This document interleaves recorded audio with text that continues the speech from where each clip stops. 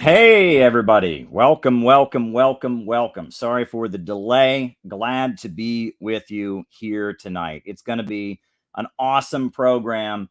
So glad to have you all here. I am at home. I'm in front of the amazing bookshelf. My wife is sleeping in the bedroom.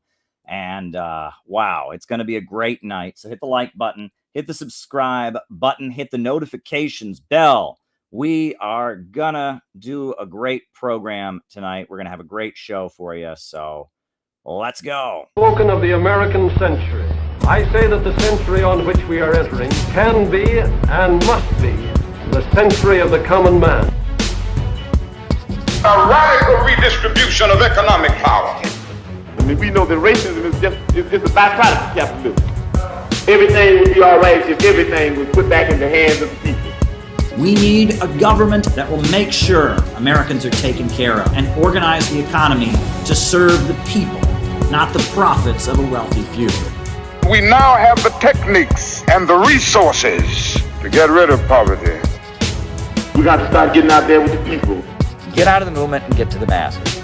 We need a government of action.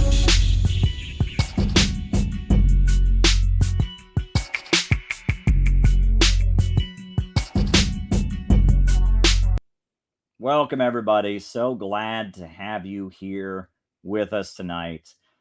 Should be a fun little discussion. Another late night chat. Glad to get back in the habit of streaming now that the conference is over. It's almost a week since the conference, and I can rest. I've been looking at some of the high quality video that was taken by the camera crew that was there. It looks pretty great, and should be some of it posted very, very soon. We're going to try to post it in order of presentations. We're going to the people on the opening panel, the Uhuru movement, Tara, and others first. So it's going to be awesome. But welcome, everybody. For those of you who may not be familiar with our format here, the way we do this is I give my opening remarks. Then after that, we do the roll call. And then after that, I answer your super chat questions for the rest of the night. That's how it works. So if you have something you want me to talk about in the second half of the show, shoot me a super chat. Within reason, I will give you an answer if you give me a super chat. Not always, sometimes people super chat me stuff. It's just so weird. I don't feel like answering it. But for the most part, if you give me a super chat, I will give you some kind of answer. It may not always be the answer that you want, but it will be some kind of answer. That's generally how I do these things. So welcome, everybody. So glad to have you here with us. Hit the like button, hit the subscribe button, hit the notifications bell. So welcome, everybody. Glad to have you here. I wanted to just talk about something that's happening. Something that's happening in the news lately. I have a lot of Google alerts for a lot of obscure topics, right? Google alerts, it's this neat thing that you can do on Google where you can actually go and set up an alert. So anytime a website or a news item, or you can specify how you want it, anything related to a certain word comes up, they email you an alert. And there's a little bit of a trick with Google alerts, because if you make your Google alert Stalin, for example, you're going to get just an inflow of stuff. There's going to be so many references to Stalin, it's not worth your time. You're not going to have any time to read it. But if you make your Google alert stuff, it's kind of obscure that you're interested in. Stuff that's kind of obscure that interests you. It's kind of thing you follow. Then you can get Google alerts when something happens related to that obscure thing in the news. For example, most communist groups in the United States, I have set up a Google alert for. There are some exceptions. There are some groups I don't want to hear anything about. I'm just tired of hearing about them. But for the most part, communist groups in the United States don't make the news that much. So I have set up a Google alert for, certain prominent communists in the United States and certain prominent communist groups, certain historical figures. I got a Google alert, for example, on William Z. Foster. If anyone ever talks about William Z. Foster, he's obscure enough. There's not going to be articles about William Z. Foster every single day. So having a Google alert means I'll only see things that are of interest. I'm not going to see every time someone mentions Stalin, right? I have a Google alert for Earl Browder. I have a Google alert for the Socialist Workers' Party of the United States. I have different things. And I continuously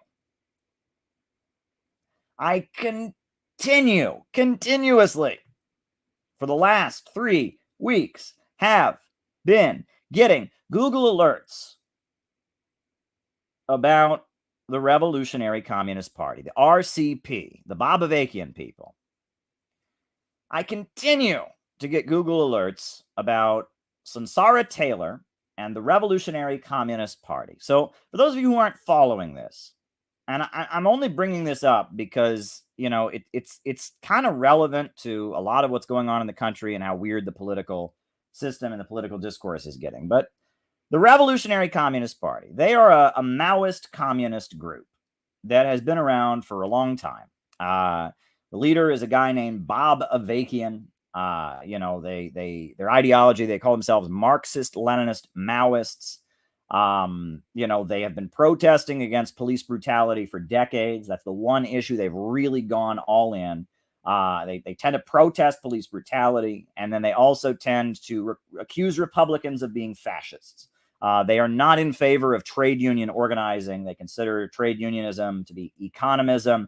They don't agitate around economic issues because they consider that the wealth of the United States is the result of the exploitation of the third world. So they actually want workers in the United States to be poorer, but they protest around police brutality and racism against black people, which is a great thing to do. And they protest Republicans and call them fascists, which I think is kind of stupid, but that's what they do. They're very, very much in favor of abortion being legal. That's the Revolutionary Communist Party. And they don't support any existing socialist country. Years ago, back in the 1970s, they supported China, but they cut off ties with China when Mao died with the rise of Deng Xiaoping. They're an ultra-leftist Maoist organization. They've been around for a while. They're just one of the various obscure communist sects in the United States. And what makes the Revolutionary Communist Party interesting, the reason that a lot of people know about them is they're more visible, right? A lot of the old communist groups, they are very secretive, right? They hide their membership, etc. The RCP, they don't do that. The Revolutionary Communist Party, they're very visible, right? They used to have bookstores that were in major cities, Revolution Books. I think they still have one in New York City. They've got one in Los Angeles. They have communist bookstores. Their members would be in the streets with red flags. They'll try to sell you newspapers that have communism on the front page. They're very in your face about communism. So for a lot of people, it's the first group they meet. When I was a teenager, I remember I sent letters and emails to various communist groups. They're one of the only groups that bothered to call me back. So the RCP, this is a Maoist communist organization in the United States.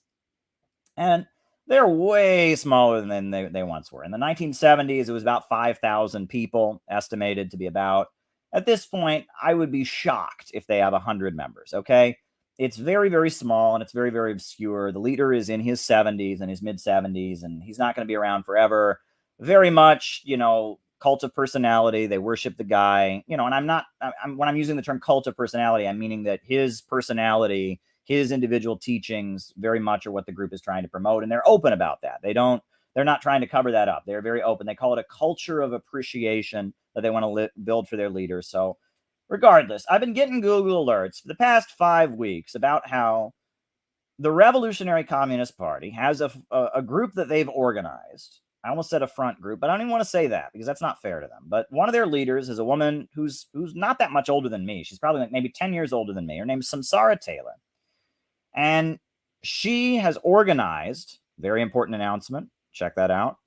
She has organized a group called Rise Up for Abortion Rights.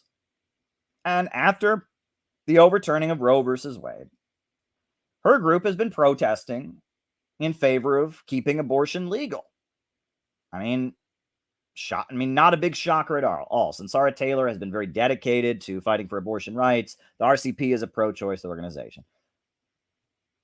Not a big deal, right?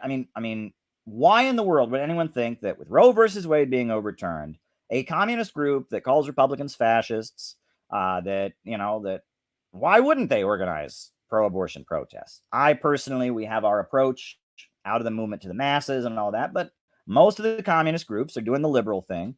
And, what's the big deal? Right? It's like, of course the RCP is doing that. You didn't even have to tell me that that's what the RCP is doing. The second that I heard there was any possibility of Roe versus Wade being overturned, I thought, okay, what are the Bobavakian people doing? What's the Revolutionary Communist Party going to do? Oh, I know they're going to have rallies about abortion. Like, duh. Like, I mean, you can't go to a pro-choice rally in New York City without seeing one or two people from the RCP that'll try to sell you their paper. They're just one of the communist groups, and they're doing activism, and they think that abortion is the important issue. That's what they're doing.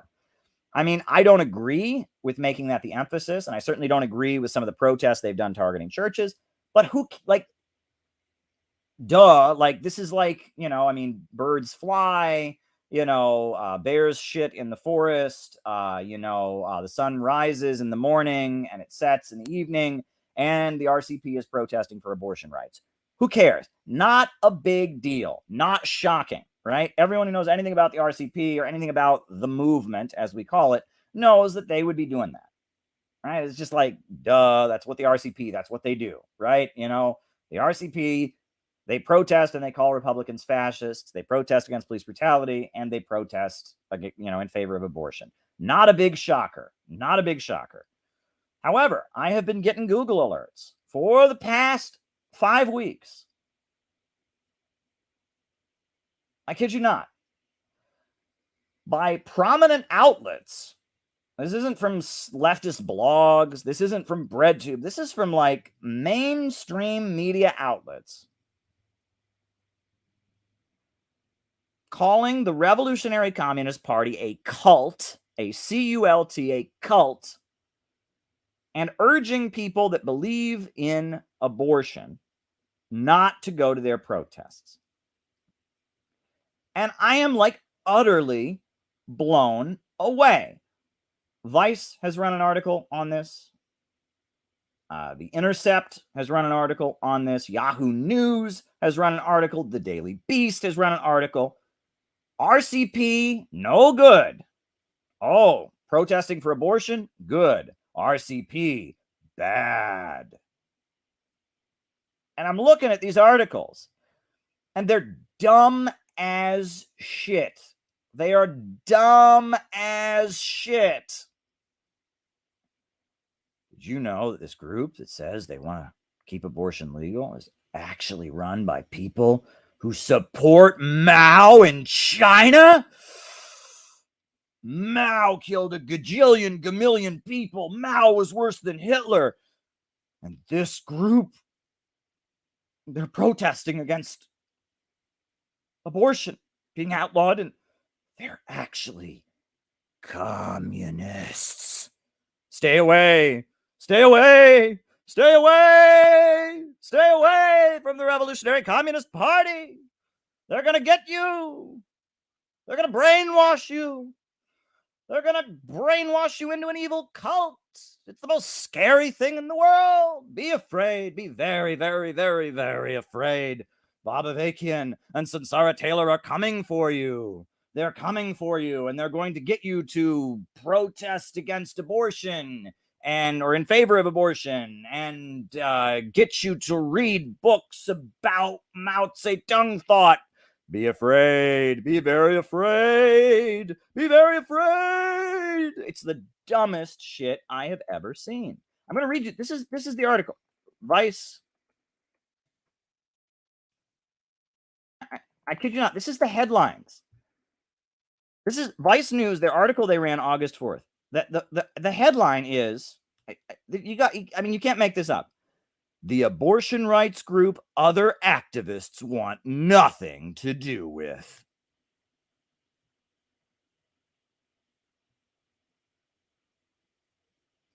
Nailed them. You got them, Vice.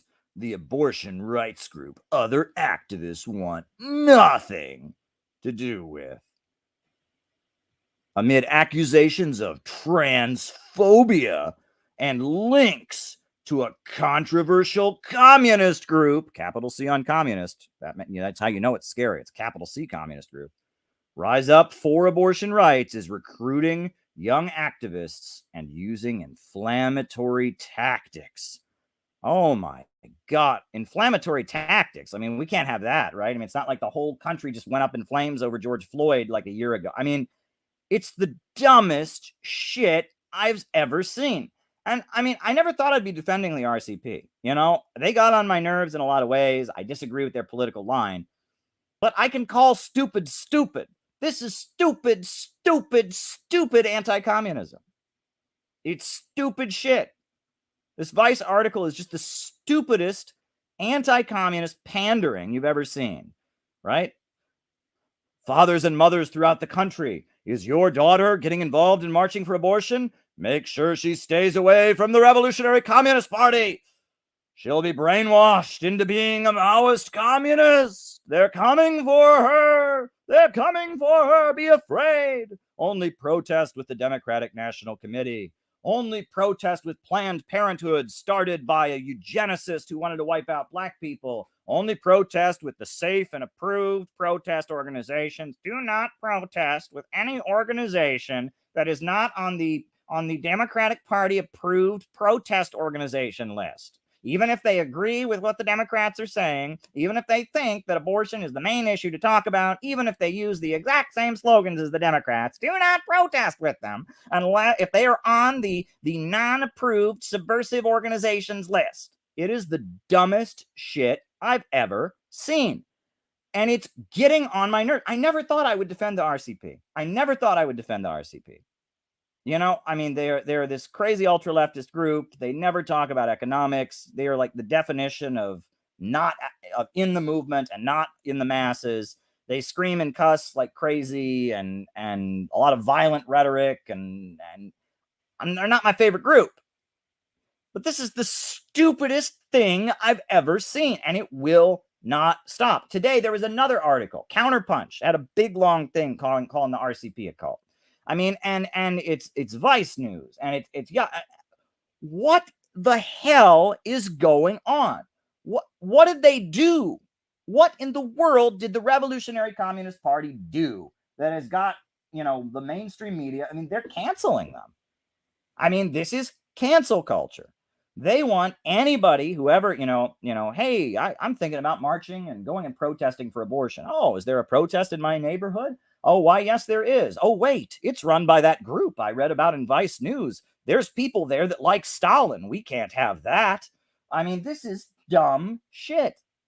It's cancel culture. It's cancel culture.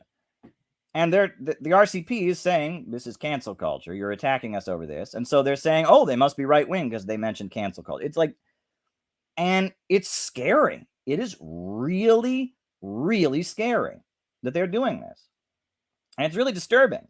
And I want to draw your attention to it. Because it looks like this kind of stuff is what they're hitting leftist groups with now. It appears, you know, now after the Uhuru movement, we covered the raids against the Uhuru, the African People's Socialist Party, the Uhuru Solidarity Movement, the Uhuru House. They were raided. They were raided by the FBI. They had guns pointed in their face. They were terrorized, accused of being Russian agents. And now you'll notice that all the liberals and all the so-called socialists that should be defending them and saying, leave them alone, and saying, let these black people organize for their rights however they want, all these leftists that should be defending the Uhuru movement, that should be saying, look, maybe we don't agree with the Uhuru movement, maybe we don't have the same perspective, but this is bullshit. All these leftists are saying the same shit about them. They're a cult. They're a cult. They're a cult. They're a cult. This is some scary shit, folks. This is terrifying. This is utterly terrifying. We should all be defending the Uhuru movement. But there's all these people on the internet that are like, no, I've got screenshots and I read like an article where one of their people said something homophobic. And I heard like on a BreadTube video that they're the same as Black Hammer and Black Hammer is anti-Semitic and it's terrifying.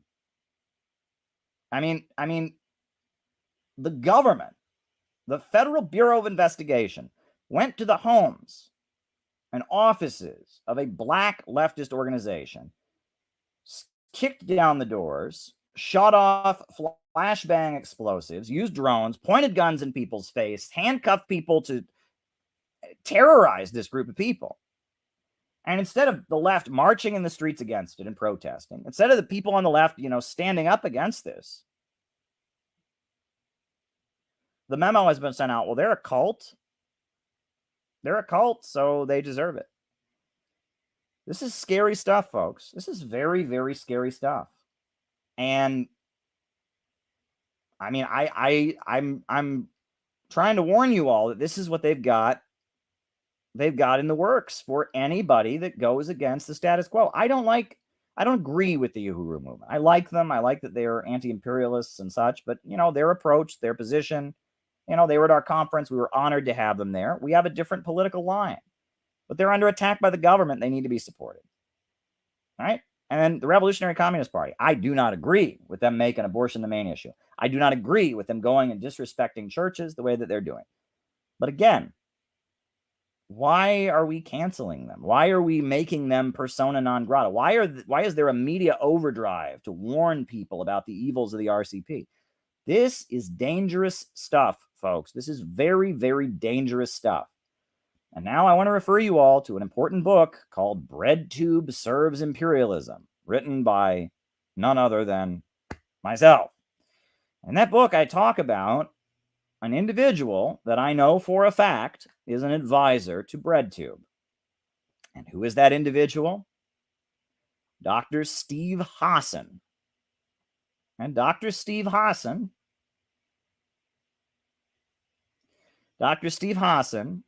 was a leader of the Cult Awareness Network that existed in the 1980s.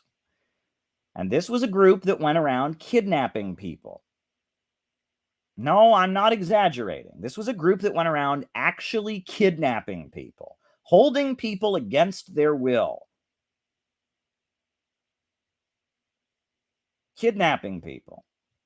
And it was a racket. If your child joined the Moonies, or your child joined Scientology, or your child joined, converted to being Greek Orthodox, or whatever you didn't like, you could go and pay Steve Hassan and his buddies.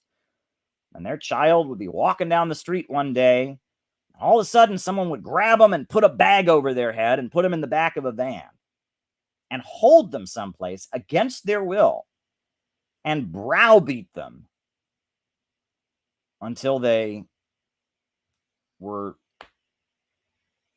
deprogrammed. Now, there are signed affidavits that I quote in the BreadTube book about how Steve Hassan did this, right? There are signed legal affidavits that I quote. Arthur Rossell, other people have signed legal affidavits saying that he did this. Steve Hassan admits that he was involved in involuntary deprogrammings. He doesn't go into detail about it. And in his newer books, he says he opposes that kind of thing. He opposes involuntary deprogramming. But, and look, I'm not endorsing the Moonies. A lot of people have been very badly hurt, right-wing, extremist organization, etc. I'm not endorsing Scientology, right? I'm not endorsing that. But I think all of your credibility, when if you're claiming people are in cults, you're claiming people are being brainwashed, you're claiming people are being conned or tricked or scammed, or you lose all of your credibility in doing that the second that you kidnap somebody, put a bag over their head, and hold them against their will. I'm sorry, but it's like, oh, well, see, this group, they lie about who they are and they worship their leader. So that makes it okay for us to go kidnap people, hold them against their will, and forcibly deprogram. That's what Steve Hassan admits he was part of doing. The Cult Awareness Network that he was the leader of got sued. They got sued because there was a waitress. She was a waitress, and she changed churches. And so her parents filed a lawsuit. And I believe it was the waitress. I might be confusing another case. There were a number of cases where there were people that said, look, I willfully joined this church. I willfully joined this organization. And then this group of people grabbed me off the street and kidnapped me and held me in a room and browbeat me, deprived me of food, yelled at me and tried to get me to change my religious beliefs. I mean, you can't do that, right? That's what Steve Hassan, to some degree or other, admits he was involved in doing. And there are signed affidavits describing even more brutal things that went on. So Steve Hassan, the cult guy, he's on a kick right now. This is great. He's on a kick right now that that Putin is behind cults, that Putin is responsible for all the cults, that Lyndon LaRouche is anti-Semitic and he's funded by Putin, and Alex Jones is anti-Semitic and he's funded by Putin. And folks, I'm just telling you, look at what's happening in the press right now, what they're doing to the RCP, which, as much as the RCP sucks, they don't deserve. Look at what they're saying to justify the brutal FBI repression being rained down on the Uhuru movement. And yeah, folks, something's going on. Something not good. There is something rotten in the state of Denmark. I just want you to be aware of this. I want you to be aware of this. I mean, we know that Steve Hassan was involved in BreadTube, was advising. We know about his links to Faraday Speaks. We know about his links to ContraPoints and others, that he was advising BreadTube. BreadTube is intended to be a deprogramming operation aimed at the alt-right, right? And it appears that at some degree or other, this is how they're running with their attempt to control dissent in the United States right now. Look, they're totally fine with you tweeting. If you're just on Twitter talking about communism, talking against the government, they don't give a flying F if you do that. They really couldn't care if you do that. They don't care if you're just at your house reading books, and they don't care if you're, you're watching videos or something. When you start joining an organization, you start coming together with other people, you start building networks, you start building communities of solidarity, that's when they take aim at you. And honestly, I see what happened to Uhuru. I see what they're doing to the RCP right now. And I'm telling you, folks, this isn't good. This isn't good. And that doesn't mean that I endorse Scientology. Scientology, awful in a lot of ways. The Moonies, awful in a lot of ways, right? You can pick apart all these different groups, that all have their flaws, all have done unethical things, etc. But the fact that they're going after the RCP this way, scary. The fact that they are trying to justify FBI repression now against the Uhuru movement, scary. And I have to let you all be aware of this. Look, the LaRouche people, I'm not a member of the LaRouche movement. Daniel Burke, who's part of the LaRouche movement, is my very good friend. I've been over to his house. I've met his wife and kids. He's a really great guy, a really kind man, really dedicated, and he doesn't agree with me. He's not a Marxist. He rejects class struggle. They believe in the American system. They think Karl Marx was a British agent. You can talk about the LaRouche people. Their beliefs are different than mine. But why do I work with them? I mean, why do I have LaRouche people come to some of the events we put on? Why? Why do I do that? Well, the reason that I do that is because they are working around the same kind of issues that the Center for Political Innovation is working around. They want the USA to join the Belt and Road, which they call the World Land Bridge. I agree. They want peace with Russia and China. I agree. They want economic development of the United States. They want infrastructure projects. They have a thing called NWAPA, right? This agricultural project they've been promoting. I agree with that. So I'm not a member of the LaRouche organization, but they're doing good work right now, right? In the past, they've done work I don't agree with. They were really opposed to Obamacare. I saw what they were doing around Obamacare back in 2008. I thought, nope. However, the work that they're doing now, promoting the Belt and Road Initiative, opposing a new world war against Russia, good stuff, right? And Steve Hassan has viciously gone after them, so I'm just telling you, folks, there's some weird stuff going on behind the scenes right now. And I don't know what exactly. I told you the knives are out right now. The knives are out at CPI and myself, and I don't know what's going to happen when. And I'm waiting for the next shoe to drop, as they say. But something's coming. Something's coming. And we'll see what eventually happens. But the Center for Political Innovation is not going to stop. we're going to keep going forward. And I'm just warning you about what's happening in the media right now, right? Because some weird stuff is happening right now, and it's not coming from a good place, right? You can be critical of the LaRouche movement, but understand that the people calling them anti-Semitic, which they're not, the people calling them Nazis, which they're not, the people that saying, oh, they're Russian agents, they're not coming from a good place, right? How dare they want peace with Russia, right? They're not coming from a good place. And we can say the same thing about the raids on Trump's estate. I didn't vote for Donald Trump. My wife is an immigrant, right? I'm deeply, in admiration of the Islamic Revolution of Iran and all they've achieved. I am never going to be a supporter of Donald Trump. All the Islamophobic things he said, all the anti-immigrant things he said.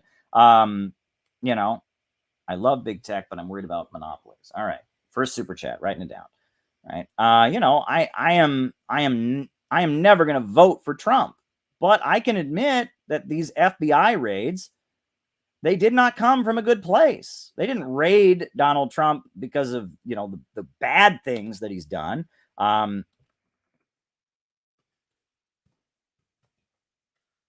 Didn't raid Donald Trump because of the bad things that he's done. They raided Donald Trump because if there was an election held today, he'd probably win.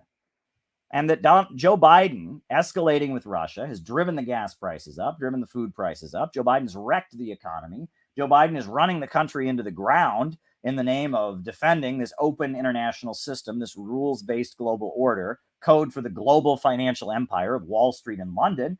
And average Americans aren't buying it. And as a result of that, as a result of average Americans not being big fans of what Donald Trump or what Joe Biden's doing, Donald Trump is a little more popular, and Donald Trump is saying things about, he said the trip to Taiwan that Nancy Pelosi did that cost the taxpayers $90 million was not good.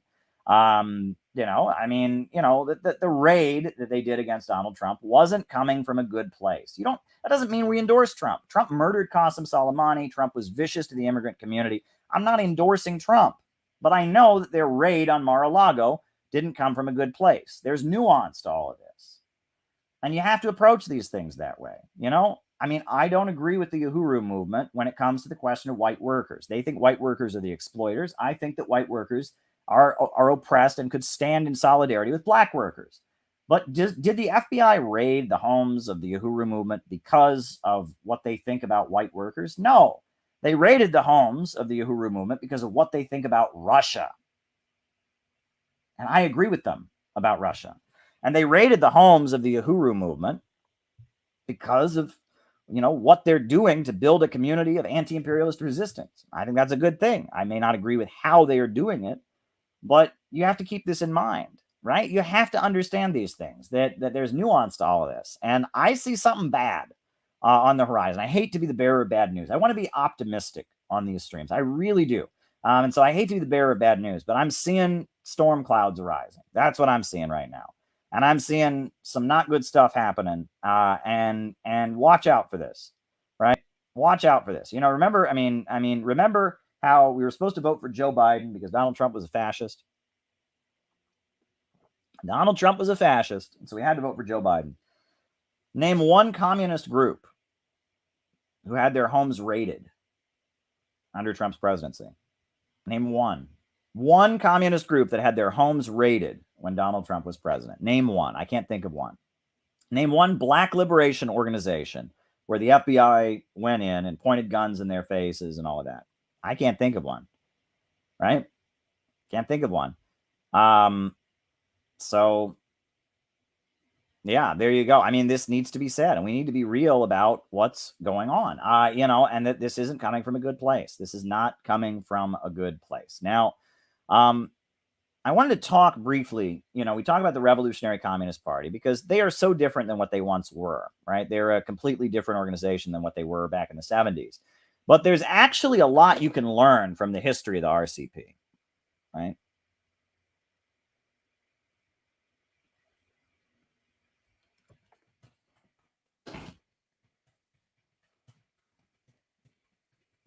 There's a lot you can learn from the history of the RCP. Are you shocked? Are you shocked? I'm not paying attention to these people very much, but Does that shock you, Mr. BDP? Does that shock you at all? Does anything shock you out of that kook? All right. But there we go.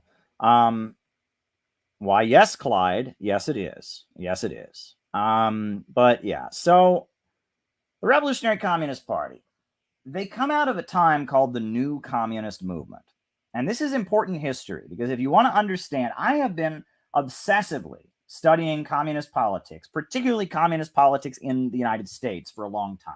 I've been trying to figure out how can we get the United States to socialism? Who's made progress? Who has built organizations? I studied the history of the Communist Party USA. I've studied the history of the Black Panthers. And there's some books that have been published in the last couple of years on something that happened during the 1970s called the New Communist Movement, the NCM, it was called. And this is important history because it has a lot to do with out of the movement to the masses, a lot to do with our outlook as the Center for Political Innovation. It was studying the history of the New Communist Movement and how they came into being that laid the basis for me to understand some of the problems facing the left. So I'm going to talk to you about the RCP, where they came from in the history of the New Communist Movement, why they are acting the way they're acting now, and what we can learn from it, right? And then we'll have our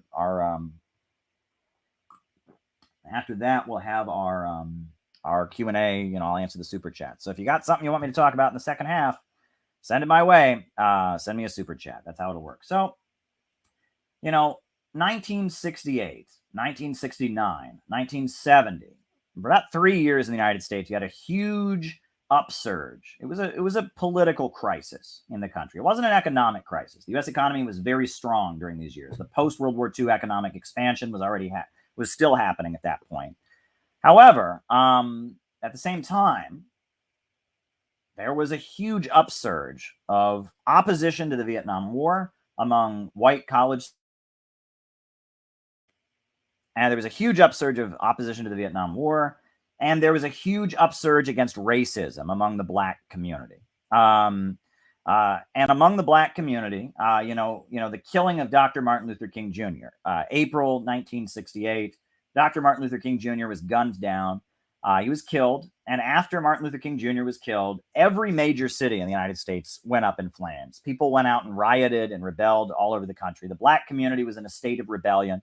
The Black Panther Party was admired and considered to be kind of the symbol of Black resistance to U.S. imperialism. They wore uniforms. They had berets. They carried guns. They had, free breakfast programs. The Black Panthers were moving ahead. On college campuses, at Columbia University, the students seized buildings, and there was a student, rebellion at Columbia University where whole buildings were seized and such. Kent State, 1970, you had 4 students were shot down. They were unarmed, but they were protesting, and the National Guard in Ohio gunned down 4 students and murdered them. It was awful. It was awful what was happening during those years. And it was I shouldn't say it was awful. It was amazing that people were rebelling, right? That people were saying they didn't want to fight in imperialist wars, that Black people were saying they weren't going to take it anymore.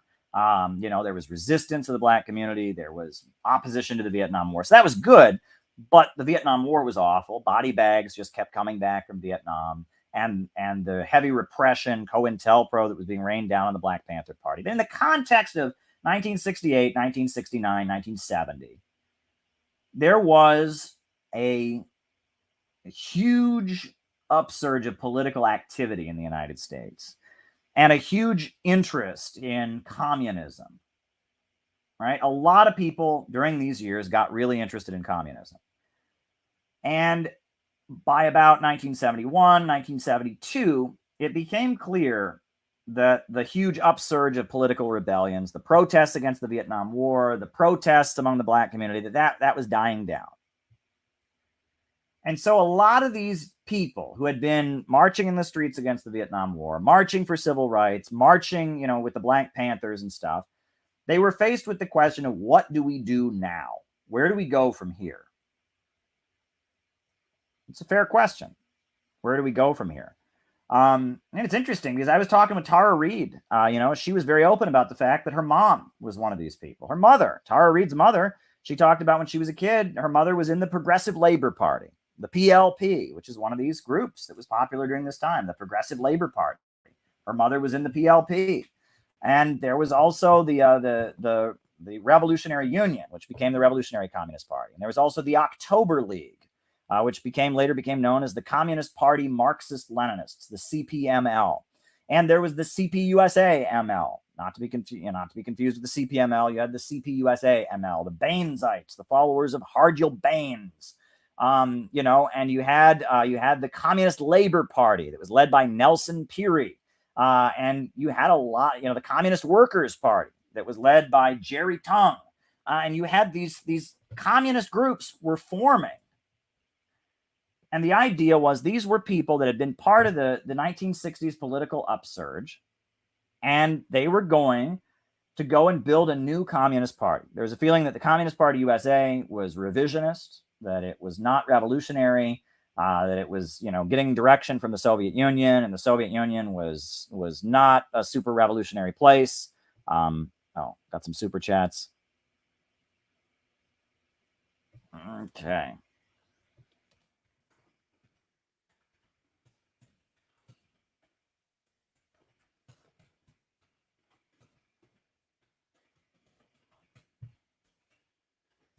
All right, and I think there's one other one that I missed. Let me scroll up.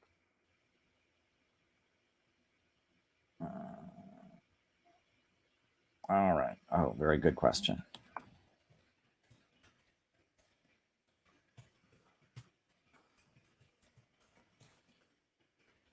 And, there was a feeling that it was time to build a new communist party. Okay.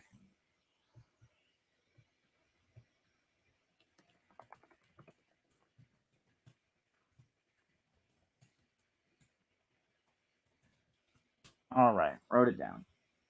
There was a feeling that it was time to form a new communist party that would be taking political direction from China rather than the Soviet Union, that would be militant and radical, that wouldn't just be supporting the Democratic Party like the Communist Party was, that would be, engaging in militant labor activism, building the labor movement, building unemployment councils, etc., and would have a base among the population. And there were tens of thousands of people. Some people say it could have been as many as 2 million people if you added them all up. There were tens of thousands of people, maybe even hundreds of thousands, maybe even millions of people that at some point were interested. We're interested in communism. We're interested in Marxism. We're interested in building a new communist party.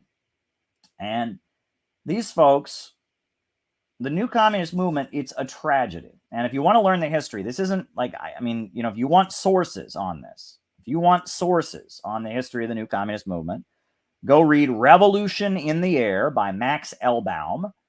Go read Heavy Radicals, the FBI's War on America's Maoists by, what is his name? I can't remember the author, right?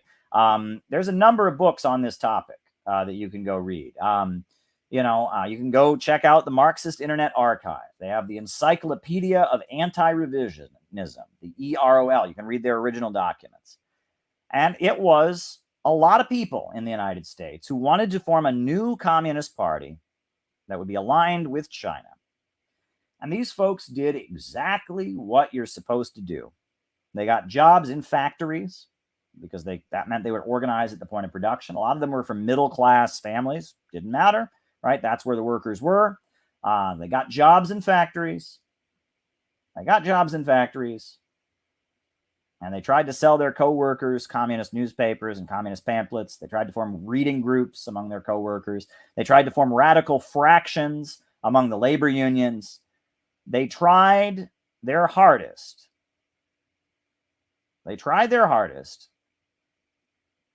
To just do the right thing, to do what needed to be done, right? To build a communist movement.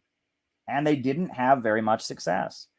And the reason they didn't have much success is that even though, yes, 1973, you had a substantial economic downturn, Nixon shocks, etc., the economy of the USA was still doing pretty well. The U.S. economy was still very, very, very strong during those years. And average Americans who worked in factories, worked in the auto plants, worked in the steel mills, worked in the packing houses, they didn't want to hear it. Their attitude was, don't fix it if it ain't broke.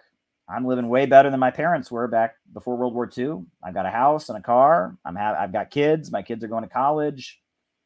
You know, average Americans didn't want to hear it. On the college campuses, there had been an upsurge of activism, and in the Black community, there was an interest in it. And probably the most successful place that the new communist movement was, the place that it had the most success was Detroit. And there's another good book you want to read about that. I think I've got it right here. It's I don't know. I have it somewhere. There's a book called Detroit, I Do Mind Dying. I Do Mind Dying. Detroit, I Do Mind Dying.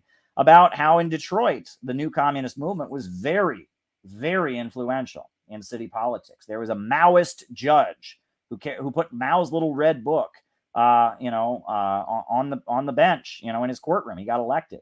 And when Coleman Young became elected as the first Black mayor of Detroit, Coleman Young was seen as a communist. I mean, he wasn't a member of the Communist Party, but he'd been around the Provisional Organizing Committee, which was like a Maoist split from the Communist Party. He would bring these people into the city hall and meet with them. There was a lawyer in Detroit called Ken Cockrell. And Ken Cockrell was this communist lawyer who defended the Black Panthers after they assassinated drug dealers and got them acquitted. And, they were, in Detroit, a lot of Black people became sympathetic to communism. And in a lot of places where there was a concentration of Black workers, like in Georgia and Atlanta, the new communist movement made inroads, the October League and others. But for the most part, the broad masses of Americans didn't want to hear it. There's a great documentary about Detroit during these years you can watch. It's on YouTube. It's called Finally Got the News. Go watch Finally Got the News. It's a documentary about the Maoist communist faction of the United Auto Workers Union that was built, the Dodge Revolutionary Union movement. You can see that these folks in the Black community, they had a substantial amount of influence. And there were a lot of white radicals that were in these groups, and there were a lot of people in these groups. But the U.S. economy was still too strong. People just didn't want to hear it. People weren't interested. Average Americans that worked in those factories, that lived in the suburbs, they told these folks to go screw themselves. They told these folks, if you're a commie, why don't you move to another country? They just said, commie, get out of my way. Don't want to hear it. I love this country. Love it or leave it. Hang all draft dodgers. Average Americans were more or less right-wing and patriotic. So the new communist movement, these folks were doing exactly what you're supposed to do. But the ground was not fertile. You can plant the best seed in the world, but if you don't have fertile ground, ask a farmer, it's still not going to grow. And these folks were doing exactly what you're supposed to do, but the ground was infertile and the seeds didn't grow. And it's a really sad story because they tried their hardest. And then towards the end of the 1970s, there was an economic downturn. 1978, you saw the U.S. economy start to go down. And a lot of these groups at that point got desperate. 1978, 1979, they got desperate. They thought, okay, we've been waiting all this time. Now it's finally going to happen. Now, finally, we are gonna swing into action and take power. The Progressive Labor Party got their members together and they went and attacked the New York City Labor Council. They thought they were going to lead the workers to rise up against the reformist labor leaders. And they got together and they stormed the New York City Labor Council. And there was a fight at the New York City Labor Council. The Communist Workers Party, they were in North Carolina. They challenged the Ku Klux Klan to a fight. They had a rally called Death to the Klan. And at the rally, they wrote a letter to the Klan before the rally. We challenge you to show your faces, you cowards. And they had their rally, and the KKK showed up and shot 5 of them. And the local TV crew filmed the whole thing. You can watch the whole massacre on YouTube. They shot them on live TV, and the Klansmen were acquitted in court. It's unbelievable. The Revolutionary Communist Party, they thought China was going away from communism. They didn't like Deng Xiaoping. So when China opened their U.S. embassy in 1979, they smashed the embassy and they attacked the embassy. and they had a protest at the White House that was pretty extreme, you know, against Deng Xiaoping. They called it their Death to Deng Xiaoping rally. And a lot of crazy shit was happening. What's that third book you called? Detroit, I Do Mind Dying. Detroit, I Do Mind Dying. And you know, they were doing a lot of really, you know, you could call it adventurist kind of stuff, right? Now I'll have to watch it. Send me the debate, Clyde. They did a lot of like adventurist kind of tactics where they were, you know, again, you know, challenging the KKK to a fight, or getting into, you know, storming the labor council, or they were doing a lot of like left adventurist kind of stuff. And as a result of that, they didn't really grow, but they got weaker. And what happened among the US working class was average American workers, their living standards had been going up in the 50s, they've been going up in the 60s, they've been going up for most of the 70s, but 1978, suddenly living standards are dropping. And people's first instinct, if their living standards have been going up for 30 years, for 3 decades, and then suddenly they go down, their first instinct isn't, all right, throw in the towel, time to be a communist. No, especially not during the Cold War, especially not since they've all been pumped with anti-communist propaganda their whole lives. Among the U.S. working class, the response to the economic downturn of the late 70s was to become more right-wing, right? And you had Ronald Reagan, the rise of Ronald Reagan, Reaganism, the Reagan Revolution. And in a lot of ways, Reagan blamed the hippie movement and the counterculture for the economic downturn. They said, oh, we stopped loving our country. We stopped being patriotic. We stopped being proud of our military. Ronald Reagan kind of had this idea that, oh, America is becoming demoralized. And that is, he linked it psychologically to the economic crisis. And it was very effective. It was a very effective tactic. And the Reagan Revolution, 1980, Ronald Reagan won the elections in a landslide. And as a result of that, these communist groups, they all retreated. And this is what you need to understand.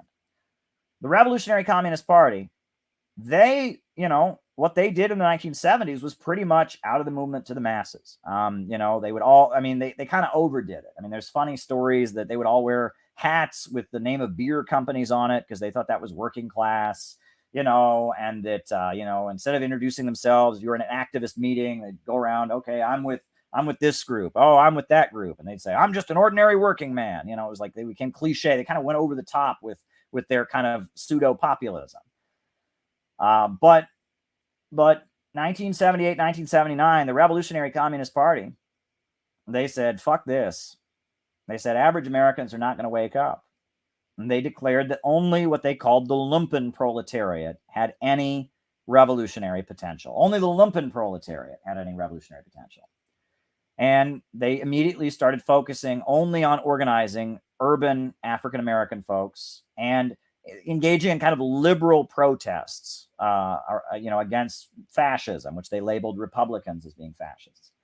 And there were other communist groups that did more or less a similar thing. It was the Great Retreat, right? So the Communist Party USA, sorry, it wasn't recorded. Oh, okay. The Communist Party USA, they just kind of hid. They stopped running their own candidates. The last, election campaign they did was 1984, but they really stopped running their own candidates and pushing their own candidates. They focused on supporting the Democrats because they said Reagan was a fascist. Republicans, they called creeping fascism, right?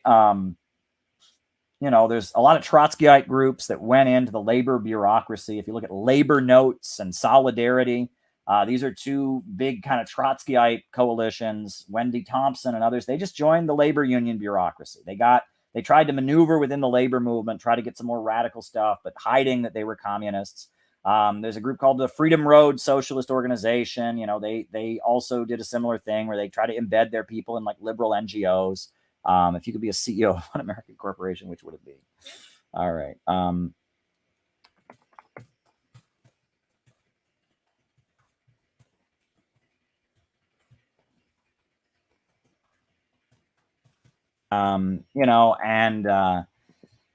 Yeah, they retreated from the masses. This was what I call the Great Retreat. 1980, 1981, 1982. These groups retreated. They said, look, we tried to do what you're supposed to do, to organize among average Americans, to win average Americans to socialism. We tried that for 10 years and it didn't work. It didn't work. Average Americans don't want to hear it. And maybe, the RCP said it's because they're bought off, they're labor aristocrats, they're bourgeoisified. And, other groups said, well, we got to focus on fighting fascism. And other groups said, well, we got to join the labor unions and maneuver. A lot of them just became college professors. A lot of these folks just became college professors. They got grant money from the Ford Foundation to write a thesis about, gender oppression and white skin privilege. And, you go to like the University of North Carolina, the faculty there that are all about to retire, half of them are old commies. They were old Maoists or Trotskyites back in the day, there's, you go to Berkeley, Berkeley campus is full of these people. They were Maoists or Marxist Leninists or Enver Hoxha people, or, they were, and this is the Great Retreat. And that's what you need to learn about the new communist movement, is that it was the Great Retreat. It was after a decade of trying to plant seeds in non-fertile ground. They gave up doing it. And the thing is, the ground is no longer infertile. Those days are over. That house with the white picket fence and the car, that's been foreclosed on. It's now owned by a bank. It's got boarded up windows. It's falling down. And those kids, leave it to Beaver Cleaver. He went to college and he's got student debt for the rest of his life. And, his sister is addicted to opioids. And, 3 doors down from Beaver Cleaver's house, the SWAT teams raided and found a meth lab. On top of that, the roads in the neighborhood are falling apart, and all the auto plants that, where Beaver Cleaver's dad worked, the auto plant's been closed down. And, Beaver Cleaver's dad is stuck working in a call center, making half of what he used to make at the place, trying to make ends meet. This is, you don't understand. This isn't the wonder years anymore. Okay. This is a different environment. And on top of that, the Cold War has been over for how long? People aren't getting pumped full of anti-communism the same way. Yeah, they talk against communism, but it's not the same. It's not the same anymore. Right? When I was in school, I remember we read Animal Farm, the George Orwell book, the anti-communist propaganda book, Animal Farm. We read it. It was one of our assigned summer readings. We come back to English class. We're reading Animal Farm, and the teacher says, "What's this book about?" I raise my hand. It's about communism. I swear, this girl in the front row is like, "You think everything's about communism, Caleb?" It's like, we read Animal Farm in my school. I remember nobody knew that it was about communism. Right? It's like it went right over our heads. I remember this other girl in my class said, "I think it's kind of about the American Revolution and how, like, we were fighting against the British. We were fighting against the British, and then we didn't get our free." It completely, thank you, Tim. It completely went over people's heads. There is anti-communism out there. There's propaganda against China and Cuba and Venezuela, but it's not the same, right? People don't have this like, oh, communism is pure evil. It's not the same, all right? It's not the same thing at all, right? Republicans are telling their base that we're already communist, and Democrats are saying, oh, communism's not a big deal. They just have this woke, cancel culture critique of anyone who's actually against the system. And we're in a different political environment. The economic situation is conducive to populism. People are angry at the ruling elite. People are angry at the rich and powerful. And on top of that, people are ready to fight, and they don't have this, oh my God, communist, get away. They don't have that. They haven't been programmed against communism in the same way. Okay. So now there's more potential than ever for a real fight back, for a real communist base, right? Oh, that's totally true. Yeah, there you go.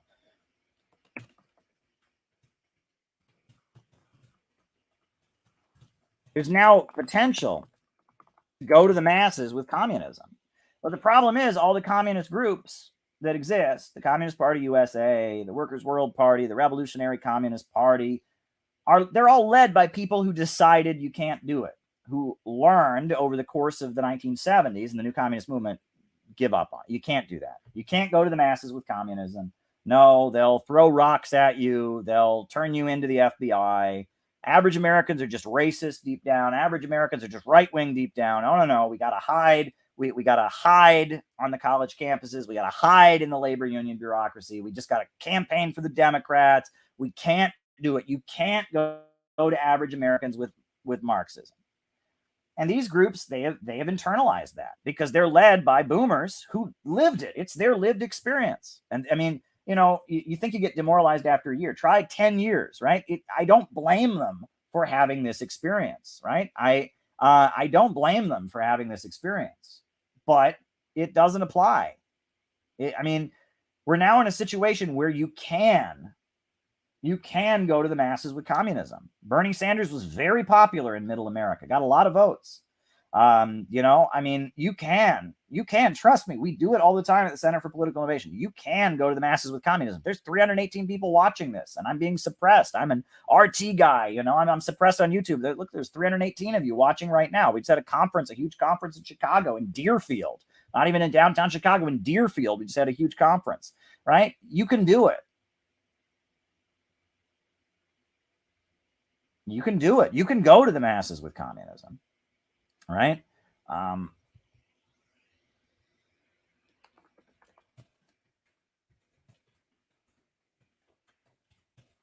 You can go to the masses with communism. You can do it.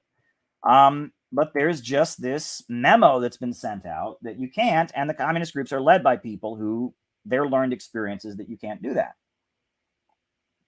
And that's what Out of the Movement to the Masses is all about, right? Out of the Movement to the Masses is about the fact that we can go out and win people to communism. We can go out and win people to communism. We can go out to average Americans and show them that the problem is capitalism and the answer is socialism. We can do it. It can be done. It can be done. And we're doing it with the Center for Political Innovation. We're not even a party. We're just a think tank that's promoting socialism, and we're doing it. Look what we're doing. We are getting it done, right? We're doing it, and it can be done. But there's a reason that these communist groups are around. And I must say that a lot of these communist groups, I was talking to somebody today, they're not dead. They're zombies, right? Zombies are technically dead, but they're still walking around. They're going, oh, right? Go watch Good Morning Revolution, right? Joe Sims, he's on there. Rosanna, I think we got to vote for the Democrats. Donald Trump is a Nazi. They're zombies, right? And you look at that huge building the Communist Party USA owns on 24th Street or 23rd Street in Manhattan. I mean, it's this huge building. They could be having Friday night rallies and speeches there every night if they wanted to, or, every Friday at least. They could be doing it once a week, but it's just empty. The Henry Winston Speaker Hall, it just sits empty. It's this whole huge auditorium that just sits empty. They don't do anything there, right? Their office is just empty. It could be an organizing center. They could have outreach teams that are out on the streets every day. They've got the money. They could be doing it, but they're not doing it. So why do they still exist? They still exist because if they didn't exist, something would replace them, right? And I am convinced that a lot of these communist groups, they should have died a long time ago, but they are kept alive out of fear that something more effective would replace them, right? In intelligence terminology, they talk about being an asset, and you become an asset when your behavior is predictable, right? There are all kinds of people that are assets for the CIA. The CIA has never talked to them. The CIA doesn't give them money or anything. The CIA just knows how they're going to react to certain situations. And so, I can guarantee you that the CIA and FBI guys, they know exactly what the Communist Party is going to do. They know exactly what Workers' World Party is going to do. They know exactly what the Revolutionary Communist Party is going to do. 3 days before they do it, they know exactly what they're going to do. These people are assets. They are completely predictable. So these groups are kept alive. They're like on life support. They're walking around like zombies. Yes, we are a communist group. Yes, we are against capitalism. Yeah, they're kept on life support because of the fact that if they just full on died, something much more effective would come to replace them. That's what you have to understand. And so the reason, and I've been criticized for this. People say, well, Caleb, why are you doing CPI? Why aren't you in one of these groups? I was in one of these groups for 8 years, folks. I was in one of these groups for 8 years straight. I was in this group. And I was in another group before that. And trust me, I tried my hardest to work within these groups. People say, why are you building CPI? I'm building CPI because no one's doing what needs to be done. And that was a point I made in my closing speech at the conference, which will be up on the web soon. I'm just, things will be posted in order of the talks. But we are doing what needs to be done. We are doing what needs to be done, right? Somebody, that National Justice guy, can you someone in the chat, block that National Justice guy? That's a Nazi group. We don't want Nazi stuff here. Someone will use that to say I'm a Nazi. I mean, they're going to say I'm a Nazi anyway, but whoever is posting the National Justice stuff, get that out of the chat. But anyhow, this is what needs to be said, right? The Communist Party makes $10 million a year from their properties. They're sitting on a fortune and doing absolutely nothing with it.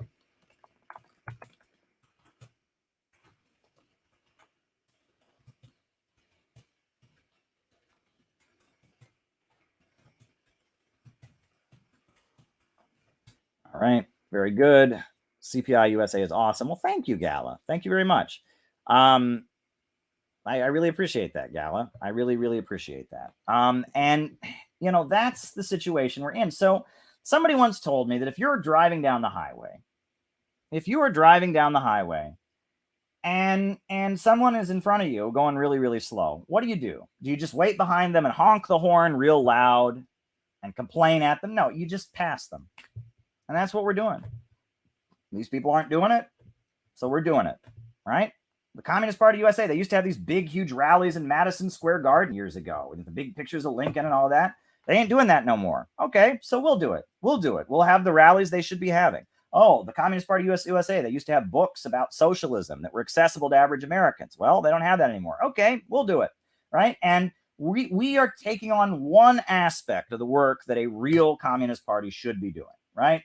I've said this many times that a Communist Party is like an orchestra, right? That, an orchestra, you have a trombone and you have a bass drum and you have a violin, you have different stuff. A real Communist Party would publish books. A real Communist Party would have conferences. A real Communist Party would run people for office. It would have labor unions attached to it. We don't have that in the United States. We have a lot of little tiny groups that can do like one thing, right? Well, that's not a party. A real Communist Party does a lot, right? CPI is not a party. We are a think tank. We publish books. We have conferences. We have educational seminars. We promote socialism. That's about it, right? And my feeling is that there will come a time, as forces will emerge, that CPI will be part of something much bigger. Because there's something very, very exciting that's happening right now. You look at Jimmy Dore and the following that he's got. He's an anti-imperialist. He's, from a left-wing background, but he is not woke, I'll tell you that much. And he's standing up to the Democratic Party, brainwashing and all of that. You got Tulsi Gabbard. She is amazing. I love Tulsi Gabbard in so many ways. Anti-war from the left. I don't agree with everything she says, but she doesn't agree with everything I say, I really like, there's like a whole layer of people, Jackson Hinkle and Haas, and not all of us are the same. Not all of us are the same. We have different messages. There's nuanced differences among us, but we all are with the people of the world, Russia, China, Cuba, Venezuela, Iran, against the imperialists. We all are for healthcare for all, jobs for all, education for all. We're for socialist economics at home. We're for the working class. We're all patriotic. We love our country. We're not into this, woke cancel culture. Oh, I hate America. Oh, look how woke I am. We're not doing that. We're something. And I believe that it's that axis. Garland Nixon. Yes, amen. Garland Nixon is amazing. And Tara Reid is amazing. And Convo Couch is amazing. And, Sabi Sobs is amazing. Revolutionary Blackout Network is amazing. I could start naming off people. There's just so many good people in this milieu. I don't know what you want to call it. Right? The post-Bernie sphere, the anti-bread tube. There's a lot of really good folks in this milieu, and we don't always agree with each other. You talk about the People's Party, Nick Brana, what he's doing, Katie Halper, Aaron Monte, Gray Zone. How could I forget Gray Zone? Gray Zone does amazing stuff, right? This is great. It's great what's going on. And I believe that from this layer of people that are anti-imperialist, that are populist, are working class, but they're sensible, from this milieu, something will emerge, okay? And something will emerge. And CPI will be part of it.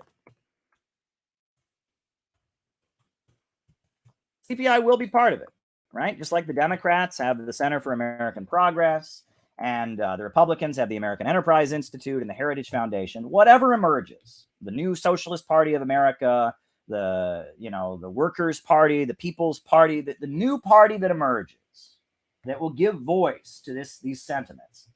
I am convinced that CPI, we will be a think tank that will publish the books and have the conferences and do the ideological work that will set the tone for that. We are going to be part of something much bigger than ourselves. And look, there's going to be people, there's already, you can bet, people in the military that want to get along with China. There's already people in the CIA and the FBI who probably want to get along with China. And there's members of Congress that are sitting there. And that as Russia and China get economically stronger, and as Western capitalism continues to crash and burn, there's going to become a block of people within U.S. society. They're going to say, God damn it, we need to make peace with the rest of the world. We need to have the state move in and stabilize the economy.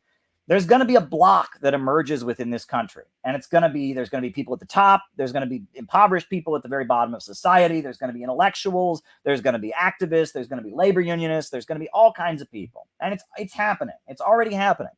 But CPI, the Center for Political Innovation, is laying the ideological groundwork. We're having the meetings. We're building the communities. We're helping people blossom and open, go subscribe. Everyone go subscribe to Tyler McConnell's YouTube channel. Tyler McConnell, great guy. He just opened his own YouTube channel. He just put up a great audio book about socialism and Jesus being a socialist, a great audio book that I'd never heard of, right? Great stuff is happening. Great stuff is happening. And, CPI is going to be part of this. And that is my vision. CPI is part of this. And, this is important too, right? Because, you talk about Sigmund Freud, right? Sigmund Freud, a lot of what he said was malarkey, right? A lot of what he said we can be critical of. But, one thing that Sigmund Freud pointed out is that one of the most important aspects, go subscribe to Tyler's channel right now. He's got great stuff on there. He's got some videos from our conference too. So that'll give you a sneak peek of our conference as well. But, Sigmund Freud said that one key aspect of maturity is realizing your own size and your own strength. Because a baby thinks it is super powerful. Babies think that they are gods, practically, right? A baby, newborn baby, all it has to do is go, and immediately it gets fed, it gets whatever it wants. So when you're a baby, you have this like Superman sense of yourself. You think like, I can do anything. And then when you start to learn to walk and you start to realize, oh, I'm not as powerful, right? And that our whole lives, we are constantly trying to come to terms with how big we actually are. What is our own strength, right? And that we often overestimate ourselves, right? We think, especially younger people, it's one of the most beautiful things about younger people, right? It's adorable. And I see it around the younger people I work with, and it's sweet, and I love them for it. I'm not making fun of them for it. But when I was 20, I thought I could do anything. But then I came to realize, no, you can only do so much, right? And that as you mature and as you get older, you get more of a realistic sense of your own capabilities, right? Right.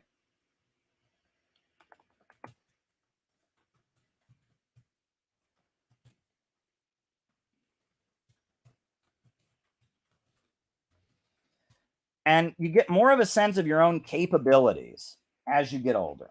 And that a lot of these communist groups, they're very immature.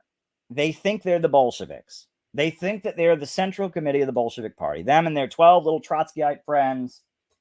They think they're the Central Committee of the Bolshevik Party, that they're conspiring to take power. They ain't, okay? Well, one thing that I'm very proud of about CPI is that we are not sitting there trying to tell you we're the vanguard. We're not there sitting there trying to tell you that we are, everyone will be, we don't, it's okay to be grandiose sometimes. It's okay to fake it till you make it. It's okay to have big aspirations. But at the same time, We're being realistic. What can we realistically do in America? We can build a community of solidarity. We can have conferences. We can have classes. We can have trainings. We can publish books. That's something that we can do. We can do that. That is something we are very capable of doing. It's stressful, but we made Newsweek. Did you see that? We were in Newsweek, for goodness sakes. We have caught the attention of the authorities, from what I understand. There are people looking into us and looking to do smear jobs on us and all that.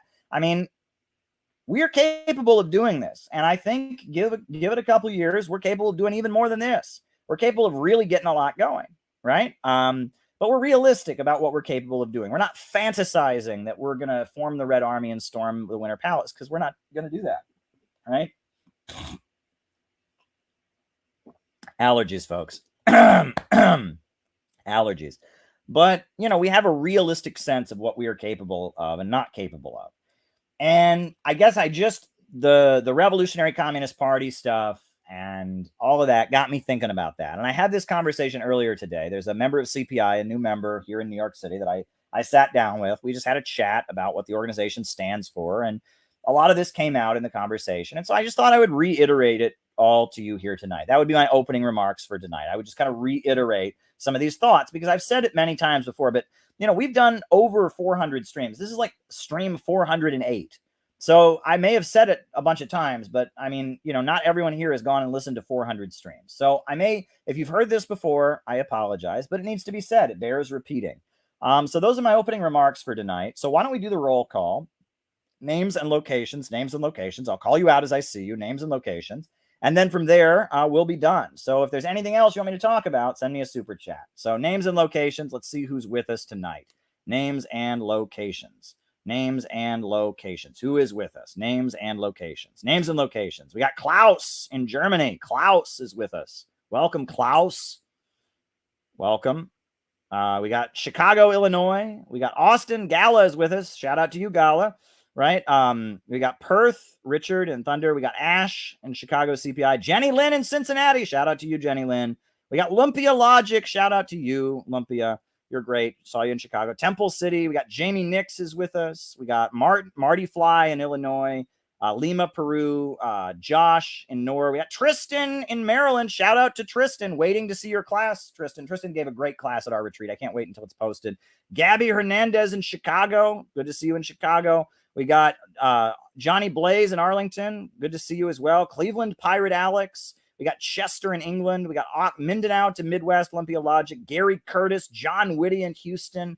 Owen in Southern Illinois. We got Bob Troy in New York. Good stuff, folks. Anthony in Fort Worth. We got Sage Rage in Utah. We got 2036 Zooworlder. We got Flagstaff in Arizona. We got Grant in London, England. Chris in Salt Lake City. Shout out to you, Chris. Bradley Wasser in St. Louis. Right. We got Uruguay, Andres. Very, very good. Very, very good. Anybody else? Names and locations. Tyler in Salem, Missouri. Shout out to you, Tyler. Best wishes to you and shout out. I hope you're doing well. Bradley Wasser. We got Jose from New York. We got someone from Taiwan, China. We got Harold Sullivan in Naples, Florida. We got St. David's in Bermuda. Good stuff, folks. Good stuff. We got Bill in Maryland, Rice from Adelaide, Australia, Netherlands, Alex from Brazil. We got Hakeem from Iraq, Wyoming. Bill from Maryland. Good stuff. Good stuff, folks. Marta in Poland. Welcome, Marta. Yay for Taiwan. Yay for Taiwan. All right. Anybody else? Big Joe from Sweet Georgia. All right. Jay Null from the Pacific Northwest. Shout out to you, Jay Null. Jay Null is helping us put out our next CPI book, by the way. He's doing a great job with that. So Alexis in Rochester, New York. Hakeem from Minnesota. There we go. There we go. There we go. Melbourne. Clyde is in Melbourne. Melbourne is where Clyde is from. All right. We got Red Street says hello. Alex in Colorado. Uncle Joe. Mo and Danielle in Pomona, California. Dave in Upper Peninsula, Michigan. Alex in Colorado. Briggy in Los Angeles. Zach from Massachusetts. Zach's the Celtics guy. Hakeem from Nebraska. David in the Pacific Northwest. Hakeem from Minnesota. All good stuff, folks. So glad to have you all here. All right. So shall we start answering super chat questions?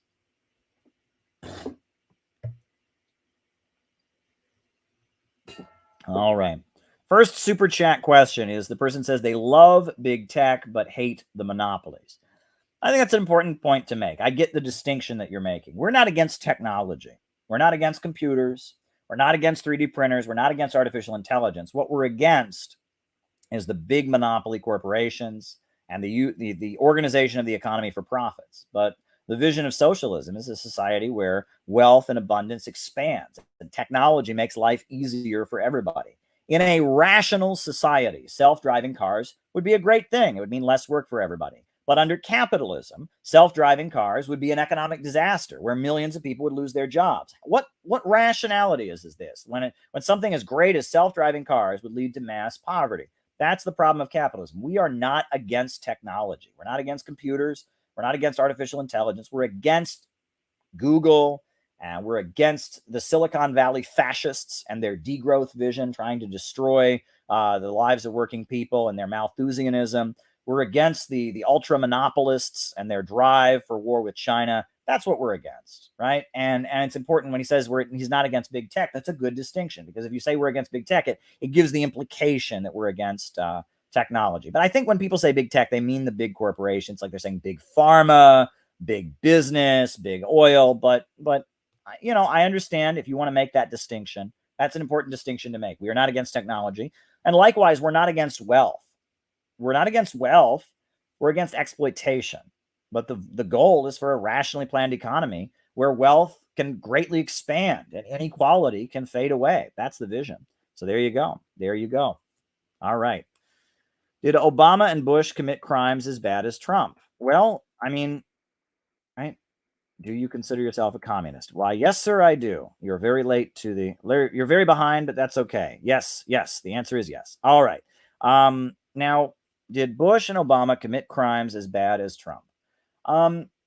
Let's think about this. So Bush invaded Afghanistan based on lies, and Bush invaded Iraq based on lies, right? Right?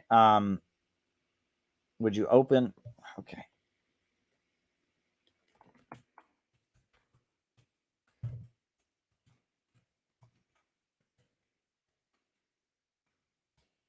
Did Bush and Obama commit crimes as bad as Trump? That's the next question I've got here.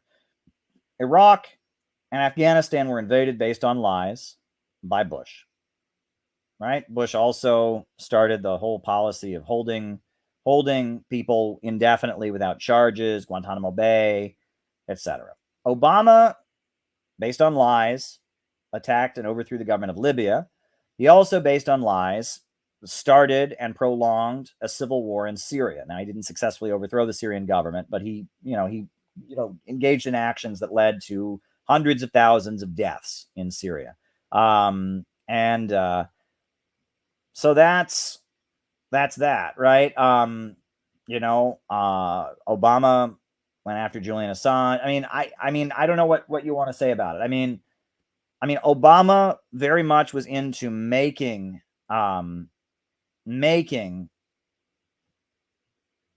don't know what you're getting at there, but Obama was very much into making the United States look better, right? Under Obama, they made a big point of saying they don't torture people.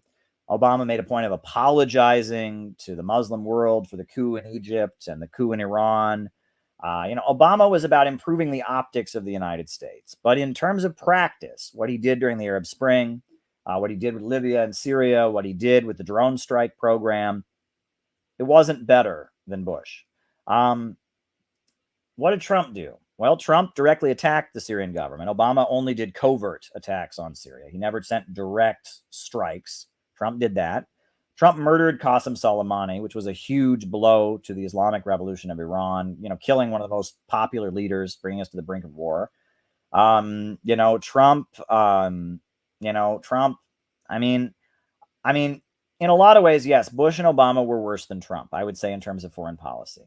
That's not to say that I approve of what Trump did in terms of immigrants. That's not to say I approve of what Trump did, in other places. Trump really, really tried to overthrow Venezuela. He really tried, and it just became clear that he wouldn't be able to pull it off. But he wanted to go into Venezuela. and it just wasn't going to happen. So, I mean, Trump seemed less enthusiastic about war to some degree or other. He just didn't seem on board as much with the neocon war policies. He seemed more concerned about his image and his popularity. And I think that may be, why his foreign policy didn't seem as bad, but it was still pretty bad. I mean, what he did to Iran, what he did to Venezuela was awful. So there you go. Alrighty. Someone's asking me about something that I do not know about at all. I do not know the history of communism in Canada vaguely at all. I know about Tim Buck. I know about him, and I have a couple of his books, and I know about some of the Maoist groups in Canada. But someone's asking me about the communist takeover of city council in Alberta, Canada in the 1930s. I know zero about that. I know nothing about that. So I do apologize to the Canadian person who asked that question. Maybe you should make a video about it, because I don't know anything about it. All right. Right. Salman Rushdie. So I mean, I don't know anything about that. So there you go. All right. Lula da Silva and the evolution of communism in Brazil. Well, look, when Lula da Silva was president of Brazil at the early parts of this century, he was very much a middle of the way kind of guy. He wasn't like Maduro or Chavez. He wasn't like Evo Morales. He wasn't like the Nicaraguan leadership. He wasn't a hardline anti-imperialist, but he also wasn't a puppet. He was independent. He was a social democrat, right? He created a lot of welfare programs. There was somebody I know who lived in Brazil, and every day they would get free food because they had places, and you just got in line, and every day they would hand out free food. And for poor people in very, very poor neighborhoods in Brazil, that's a big deal. He had a lot of social programs, right? They had a state-run oil company in Brazil, Petrobras. They used the state-run oil company to some degree or other. It's not as big of a part of the economy as it is in like Venezuela, but they used that to subsidize programs. But he wasn't like a full-blown Marxist and anti-imperialist, but he wasn't, he was still social democratic, and he wasn't a puppet of the United States. And because of that, the Brazilian right wing, there's a long history in Brazil of military dictatorships that are very brutal and terrorize people. There's a long history of, there's a hard right wing in Brazil, like in most of South America, right? They speak Portuguese in Brazil. It's a different language, but they still, that hard right wing. And they thought he was a communist. They thought he was a Marxist. They talked about him like he was a Stalinist dictator. When he left office, his successor was also from the Workers' Party, Dilma Rousseff, and she was also the same way that Lula was, middle of the road, social programs, etc., but not full on, not a full on anti-imperialist, right? And the economy did a really bad downturn in Brazil in the last couple of years that Dilma was president. And I was there in 2016. I was actually in Brazil. You can watch videos of a speech. I was invited by the Trade Union Center of Brazil to give the keynote speech at their convention. So I'm respected by trade unionists and activists in Brazil. They read my analysis, so much so they flew me all the way to Brazil to give a keynote speech about oil price manipulation and my analysis of economics. So I'm respected in Brazil, and the labor movement in Brazil, those folks are communists. I mean, a lot of the labor unions in Brazil, they're Communist Party people. They are Marxists. They're not reformist sellout labor leaders. They got real communists in Brazil, in the labor movement there. And, Henrique Dominguez, I met him in Russia a number of times. He's the leader of the Young Communist League in Brazil, a great young organizer, a very effective young organizer who I met in Brazil, who I met in Russia, but he's also the leader of the youth communist groups of Brazil, etc. Great guy. And, I've seen Brazil, and what's going on there is, so even though Lula da Silva was middle of the road, was not revolutionary, was holding back the struggle in a lot of ways. And even though Dilma Rousseff was the same way, not a revolutionary, holding back the struggle, even though that was the situation, even though that happened, they still treated them awful. And Lula da Silva was railroaded to prison to keep him from running for president, right? Because he would have won during that economic downturn. He was popular. If he had been able to run for president again, he would have won. So they railroaded him to jail. And it's been proven that it was a rigged trial, that the prosecutor and the judge were texting each other during the trial saying, how do we fry the bastard? How do we convict him? I mean, it was really unbelievable. The texts between the judge and the prosecutor had been made public. That it was not a real trial. It was a kangaroo court where the prosecutor and the judge were texting each other. I mean, it's ridiculous. So Lula da Silva, they put him in prison to make sure he couldn't run because he would have won the election because he was popular because of his social programs. And Bolsonaro, this right-wing, the neocon right-wing, pro-Israel, free market, Ayn Rand loving, idiot. He took office, right? And he's wrecked the economy economically. He promised, I'm going to get in there. I'm going to get rid of socialism. I'm going to have the free market reign triumphant. That didn't work, right? He imposed neoliberalism, privatized a bunch of stuff, worked against the unions, and Brazil's economy has just kept going down. He didn't fix things. That neoliberal free market miracle that was supposed to happen when Bolsonaro got in there didn't happen, right? I mean, it doesn't work that way. Shock therapy, neoliberal economics doesn't help things, right? There's all these videos. It's really funny. PragerU has all these videos about how socialism ruined Brazil. Well, Brazil was never socialist. It was social democratic, middle of the road. But now, they've had Bolsonaro and his crazy free market policies. If socialism was the problem, you'd think Bolsonaro would have fixed things, but he didn't. But regardless, so Bolsonaro got in there. He's made things worse. So now Lula da Silva is out of prison. And it looks like Lula da Silva it appears, right, Lula da Silva may run again. But Lula da Silva, you have to remember, he went to prison. They put him in jail. They framed him and they sent him to prison. And in jail, he started talking good about Kim Jong-un. And he started talking good about Maduro. And he sounds a lot more radical now that he's out of prison. He sounds a lot more radical.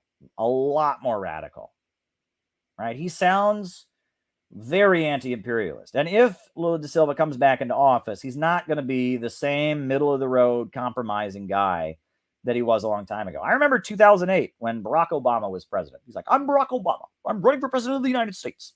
And I remember there was a Q&A where this woman got up. How can you help me overthrow the brutal dictator in my country, Venezuela? And he says, look, yes, I hate Hugo Chavez. Yeah, he's a dictator. But that Lula da Silva, now he's a good guy. He's socialist, but he's democratic. He's not a dictator. And look, I like him. I like Lula da Silva. He's a kind of socialist that I'll allow. I'll allow you to be a socialist like Lula da Silva. Yes, I will. Lula da Silva, he didn't get the Venezuela treatment. They didn't call him a new dictator and all of that. He was this middle of the road kind of guy. But he ain't that now. They threw him in jail. And his supporters are mad and they're radical. And the Communist Party has a lot more influence. The Workers' Party is kind of a broad tent. Lula da Silva is not the same guy, right? Now, many people have pointed out he's not a full-blown communist and the policy. Yeah, okay, right? Yeah, he's not Che Guevara, but you throw somebody in jail and Russia and China come to your defense and Venezuela comes to your defense and the U.S. imperialists sit back and let you go to jail. And when it's revealed that you were kangaroo courted, when the judge and the prosecutor were in cahoots and U.S. media goes, oh, we didn't notice. What? Oh, no, U.S. media pretended they didn't even see. Yeah, he's not the same guy as he was before. And he's much more radicalized. But it's also important to point out that Bolsonaro, his strength comes from not just the right-wing sections of the population. There's a lot of racism in Brazil, etc.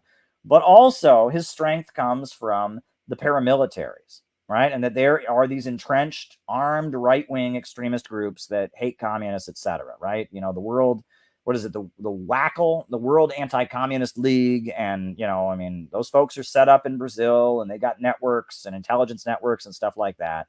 And so, the question is, would the military allow Lula da Silva to come back into office now that he's not the same compromising middle-of-the-road guy that he once was? So I guess I'll just leave it at that. That's my analysis of Brazil so far. All right, next question. Definitive sources on Euromaidan and Poroshenko. Watch Ukraine on Fire by Oliver Stone. A great documentary. Go and watch that. Go and read some of the articles that I wrote about Ukraine in 2014 when it was happening. There's a lot of great journalism on Ukraine. Go listen to what Eva Bartlett is saying right now. She's on the ground in Ukraine reporting. Check out what Eva Bartlett is doing. There's a lot of great stuff that's been done on Ukraine. So go and check that out. All right. If you could be the CEO of any major corporation, what would it be? Google. Yeah, put me in charge of Google, and I'll rig the algorithms to do good stuff instead of rigging the algorithms to suppress anti-imperialist voices. I'll rig the algorithms to bring you the truth. I'll bring the truth straight to your phone, to your news feed. Put me in charge of Facebook. Put me in charge of Twitter. Put me in charge of YouTube. Yeah, that's my perspective there, right? Yeah, put me in charge of Silicon Valley, and you won't know what you're looking at. I really doubt they're ever going to put me in charge of Silicon Valley. Hey, but you know one thing, I have been in favor of this, right? And I've been beating the drum about this. We need an app, a social media app for anti-imperialists. We need like our own Facebook, our own Twitter, a special anti-imperialist app. Will somebody start making that? I'm talking to you. Yeah, you, the person who's watching right now, who's capable of that, get on that. I want an anti-imperialist app right now. A special app that is for anti-imperialists, for socialists, for Jimmy Dore fans, for Marxists, for CPI, infrared, Jackson Hinkle, kind of people. Get on it. You, get on it. I need that, by tomorrow night at the latest. Get it done. I'm just kidding. But we ought to have an app. There ought to be some kind of social media app that's on our side. I think that would be a great thing if we had it. So there you go. All righty. Jay Sakai, does he come from the failure of the new communist movement? Admittedly so. Yes, in the interviews that he gives, he says that's the main reason why he came up with his settlers thesis. He says that he was part of the new communist movement, and he went into the factories, and he wondered why the white workers weren't interested in hearing about communism. I guess the story is no one's ever met this Jay Sakai guy. I'm sure somebody's met him, but it's very hard to find any information on who he really is. But Jay Sakai, apparently, I don't know what that is. I don't know what that is, Gorgon. I just don't know what that is. So you'll have to tell me. I don't have the legal code memorized to know stuff like that. But Jay Sakai, he says that the main reason that he became the settlers guy is because of the failure of the new communist movement, why workers not being interested. So there you go. All right. Did the Italian mafia corrupt unions? Well, look, organized crime is a problem. And a lot of unions, they've been up against it and fighting the bosses, and they've had to fight dirty. And if you're going to fight dirty, who can fight dirty along with you? Organized crime, right? And that there is a lot of like mafia kind of corruption in urban centers, right? You wouldn't know that. I grew up in a small town in Ohio, Orville, Ohio. And, there's a lot of, things are a little bit different. But in urban centers, New York City, places like that, corruption, bribery, stuff like that goes on a lot more. And stuff that you might call mafia. A lot of it's not necessarily illegal. It's just kind of nepotism where people kind of take care of each other. There's ethnic associations among government employees and stuff like that. That's much more common, right? And labor unions, right? Government employees tend to be unionized at a much higher rate than non-government employees. And yeah, this stuff happens.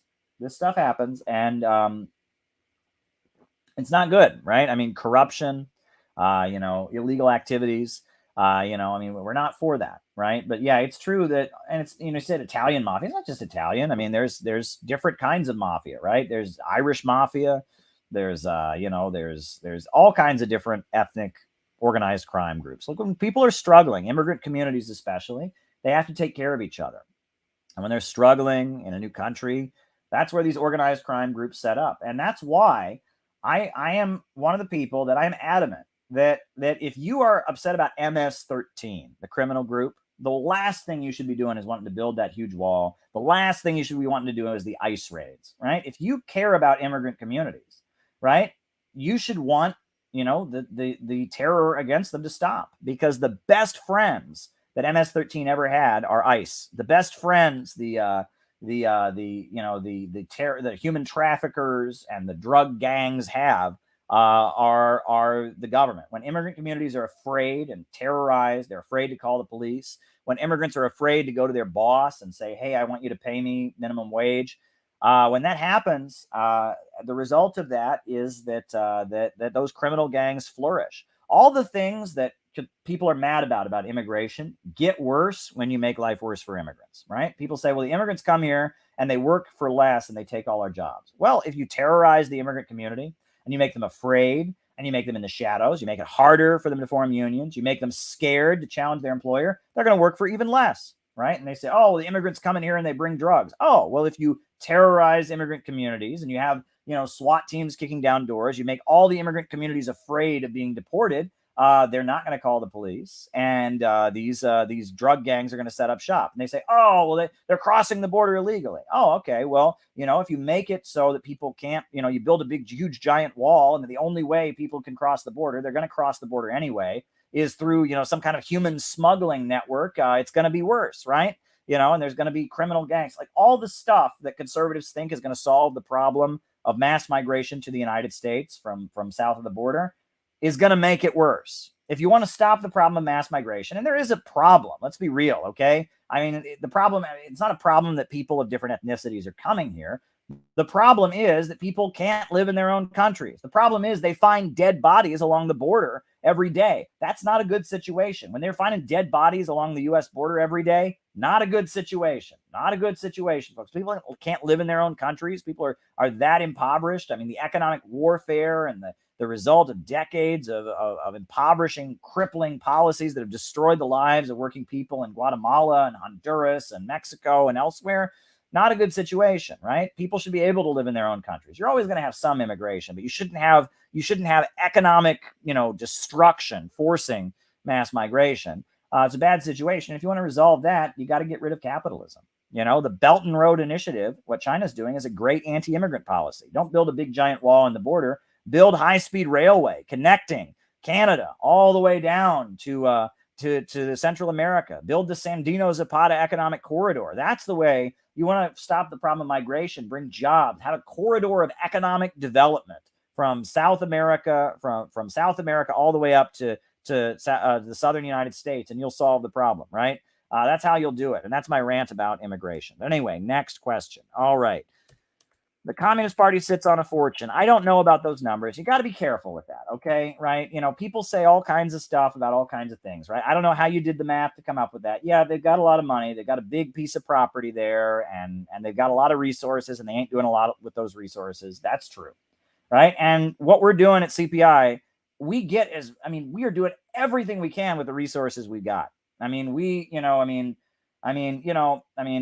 want to get into mathematics here and numbers, but it's like, you have no idea how much all this stuff costs between the flights for people, to come, speakers and all that, the hotels where people stay, the conference hotels, the security team we have to hire. It's like, we have been, you put money into CPI, and the money that we have goes into building an organization. It absolutely does. And, don't let anyone tell you otherwise, right? People want to tell you something different, but I'm telling you, like, you have no idea. That retreat, that 4-day national retreat where we had people from Seattle, we had Rebecca Parsons, someone running for Congress in Tacoma, Washington, came, and the great musician David Rovics came, and and we had people from around the country came, and we had it all professionally filmed. The classes are going up on YouTube one by one. Ryan Cottons is already up there, and feeding a whole group of people for 4 days. And I mean, these things cost money, folks, and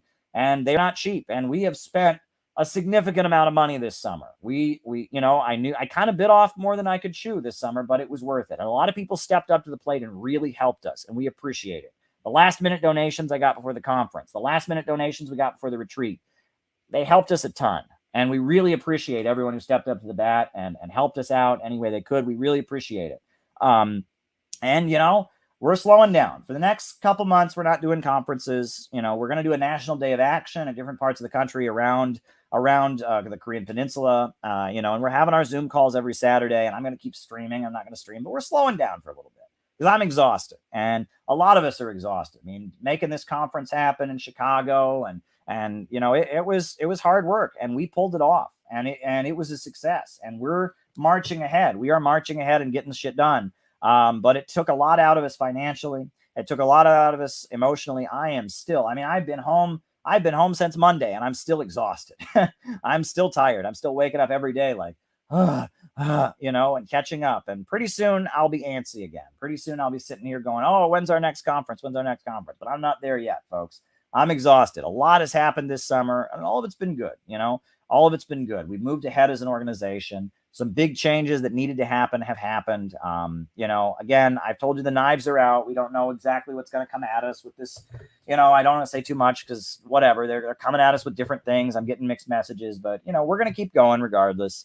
They've canceled us over and over again, and we keep surviving. And we really appreciate it. We really, really appreciated everyone who stepped up to the plate and helped us out. And your money was put to good use. And don't let anyone tell you otherwise, right? Don't let anyone tell you otherwise, because we worked hard to make sure we got done what needed to be gotten done. And I am so proud of everyone in the CPI. CPI are so great. I mean, it's like a family of people who are dedicated to building this organization. And people fight sometimes, and people learn to get along. People are improving. People are maturing. I'm really, really happy. Really, really happy. And I'm glad I can rest. I can feel like I can't say I didn't do anything this summer. You can't say, even though I'm working from home now, which is not fun. My office has been closed down. The company I worked for, RT America, for years, is closed down, and I'm working from home, and I'm working on some new books and all of that. But, we kicked ass this summer. The summer of 2022 was a kick-ass summer. Let me just tell you that. Between the retreat that we did, between the conference that we did, we kicked ass this summer. I'll tell you that much. And I'm proud of it. And I want to thank everyone who made it possible, because a lot of you really stepped up to the plate and made it possible. And, the imperialists, they went all in against Russia. They tried to provoke a war against China. They put the screws on working families with their inflation. And we amid the chaos, we stepped up to the plate to do something to show that there is an alternative. And I'm so proud of the CPI. I'm so proud of the people. There's so many new people who have stepped up to the plate. That's the best thing. When someone new comes around and really shows themselves and shows what they're capable of, it's awesome. It is awesome. It is awesome. I went out I did a visit to Seattle. I was in the Seattle and Portland area, met, the organizers out there that are great folks.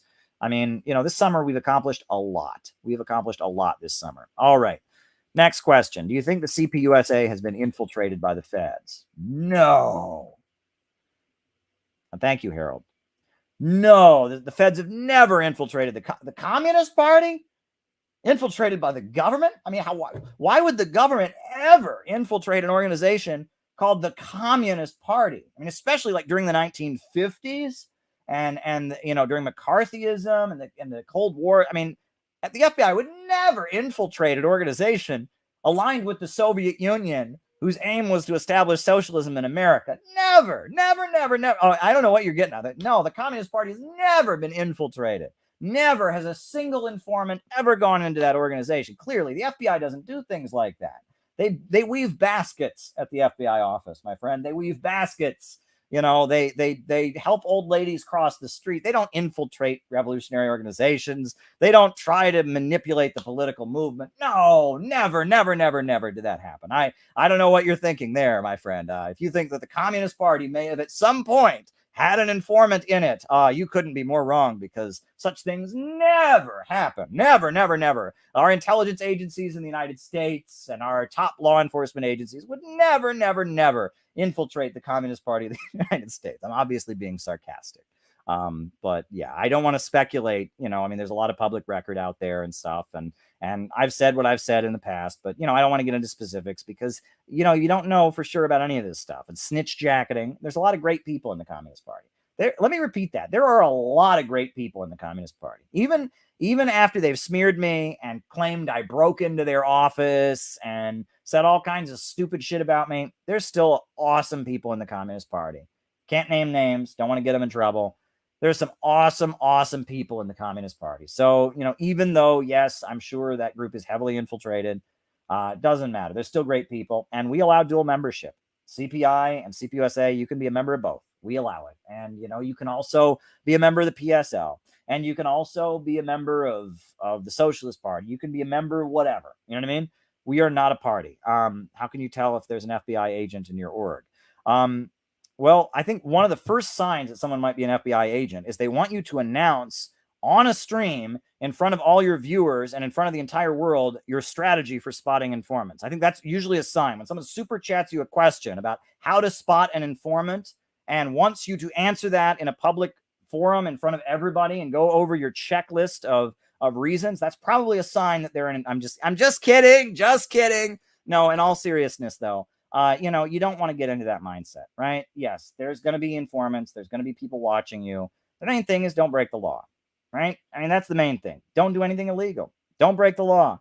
You know, at this point, you know, we're engaging in legal struggle. We don't live in fascism. It's possible to peacefully organize. You can still have protests. You can still have rallies. You can still run people for office. So there's no reason.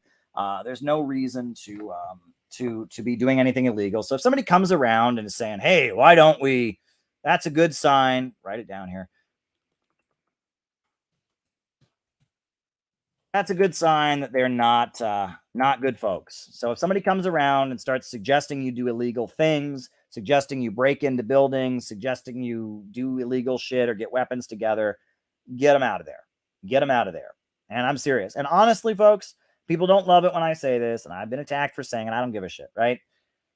The gun club. If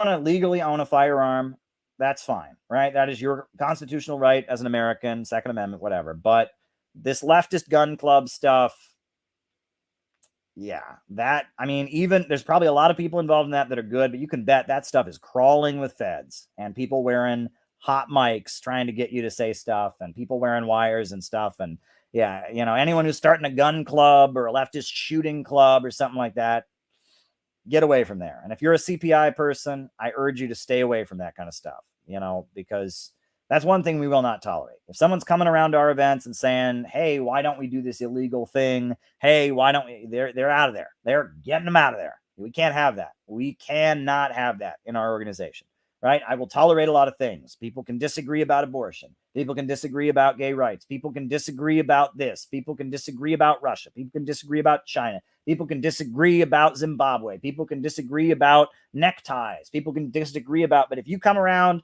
and you're promoting illegal activities, you're bringing illegal activities into the organization, or you're trying to encourage people to say things that might incriminate themselves or whatever, get out. Get out. I don't want to go to jail. I don't want people in my organization to go to jail. We're not going to be framed up. So that is my advice to you. If somebody comes around and is talking about left adventurism or terrorism, get them out. Get them out. Get them out. Don't let the door hit you on the way out. Get them out. Get them out. Get them out. So there you go. Next question.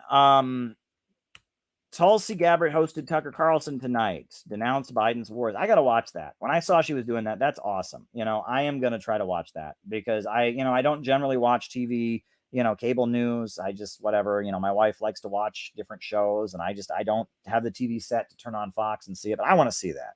I like Tulsi Gabbard. I'm a huge Tulsi Gabbard fan. Met her once in my life. Awesome. She did that epic political knockout against Kamala Harris that I documented in my book. Huge Tulsi Gabbard fan. So I got to watch that. I just got to watch that. Thank you for the recommendation. Next question. Would you orient CPI folks to get open source software? I don't know really what that entails. I'm not a good software guy. I can't tell you. I just don't know. I don't know if that's something I should be doing or not. So if that's your niche, maybe you can clue me in and educate me about that. Oh, look, there's a super chat on Rockfin. Someone said, super chat on Rockfin. Caleb, good evening. I have a question. Why is the Miami exile capital for anti-communists of Latin America, not just Cubans, but all Latin American gusanos, especially Latin Americans who think they are white? It's because the Cuban exiles set up a base of operations there. That's why. And it's because they've been using it as a spy hub. They've been using it as a political center of power. That's why that is. It's because it's been a hub for the Cubans, and then they've used it as kind of a base area to coordinate anti-communist struggles throughout the region. That's why. So I don't know about open source software. Thoughts on the Salman Rushdie assassination attempt? I haven't, I looked into it, I reported on it after it happened. I haven't heard the details about the guy, I obviously don't advocate terrorism, so, why are you talking about him now? I don't advocate terrorism. And honestly, he wrote a novel. I understand the novel he wrote was deeply offensive to Muslims around the world. And, it would have, given the fact of what's gone on to the Palestinians and what's gone on, against Muslim countries around the world. You would think he would be a little more sensitive to not write something like that. But he wasn't. And then the fact that, the British government has made him a knight and taxpayer money was spent on protecting him. And it's a little bit weird, but, obviously, I've never read his books. I don't exactly know what's in them. I know there's something about being offensive to the Prophet Muhammad. Again, why did he feel like a need to go out of his way to attack Muslims? But he still doesn't deserve to be stabbed. I don't advocate terrorism. You don't deserve to be stabbed because you wrote a book. I mean, with all due respect to the Muslim community, right? Most Muslims, the overwhelming majority of Muslims reject terrorism. Okay. Right. So, I'm sure that there are Muslims around the world that saw that and shook their heads and said, this is wrong. They may have hated his book and felt deeply offended by his book, but yeah, that wasn't a good thing. And that shouldn't have happened. I mean, no one deserves to get stabbed for writing a book. I apologize if I'm offending anybody by saying that, but I'm just being real with you. He wrote a book that offended a lot of people. I wish he hadn't written that book. I understand why people wouldn't appreciate him writing that book, but this political atmosphere where, Antifa beats you up because of your tweets and everyone's a Nazi and, come on, we shouldn't be stabbing people, but who knows? Who knows? Who knows what really happened, right? Who knows what really happened? Right? Who knows what really happened, right? We don't know. I never met the guy who stabbed him. I don't know why that guy really did it. Is it possible that there's more to this than we know? Always is a possibility. Not saying there is, but I was not with that guy in Chautauqua, New York, who's cut up the face of Salman Rushdie. I don't know why he did that. Who knows, right? Who knows? But yeah, no one deserves to get stabbed because they wrote a book, right? And no matter how offensive the book is, you don't deserve to get stabbed for writing a book. All right. Speaking of books, the next super chat question is the Irish Republican Army ultra leftist? That's a good question, and I will answer that because there you go.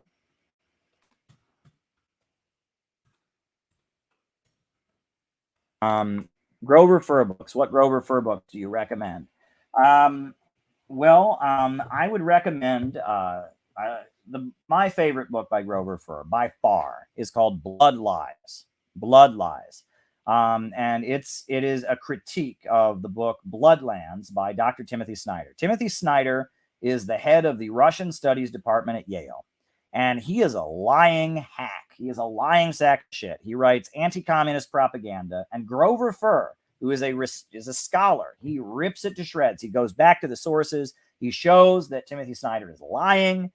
He misrepresents his sources, and that Blood Lies. Go and read Blood Lies by Dr. Grover Fur. That's a damn good book, and I recommend that. Next question. Is the IRA ultra-leftist? That depends what you mean by IRA. There is not one organization known as IRA. There are many organizations known as IRA. The Irish Republican Army was the group that fought to create the Irish Republic. And then in the 1960s, there was the Provisional Irish Republican Army, the Provos.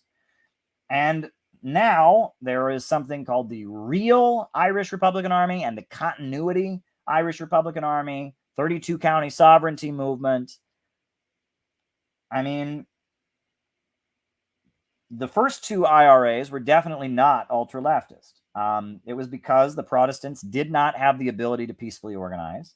Originally, there was so much violence against the Protestants in the 1960s, or against the Catholics. There was so much violence against the Catholic communities that the British military was sent to Northern Ireland, and the Catholics cheered them because they thought the British military was there to protect them.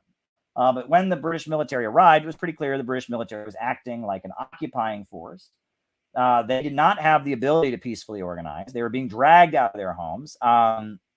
It was awful. And there was a huge mass base of support for them among the Catholic communities. It was based on the suppression of their inability to organize. There was the Irish Republican Army and there was the Irish National Liberation Army, and they carried out armed attacks, based on the fact that they were being suppressed. Now, things changed, right? And the Good Friday Agreement was signed, and that is still intact. And there are now groups that are continuing to do violent attacks that don't have a mass base among the population, and they could be peacefully organizing, and they're not. And those groups, shouldn't be supported, right? So I would say continuity IRA is definitely ultra leftist. Real IRA is definitely ultra leftist.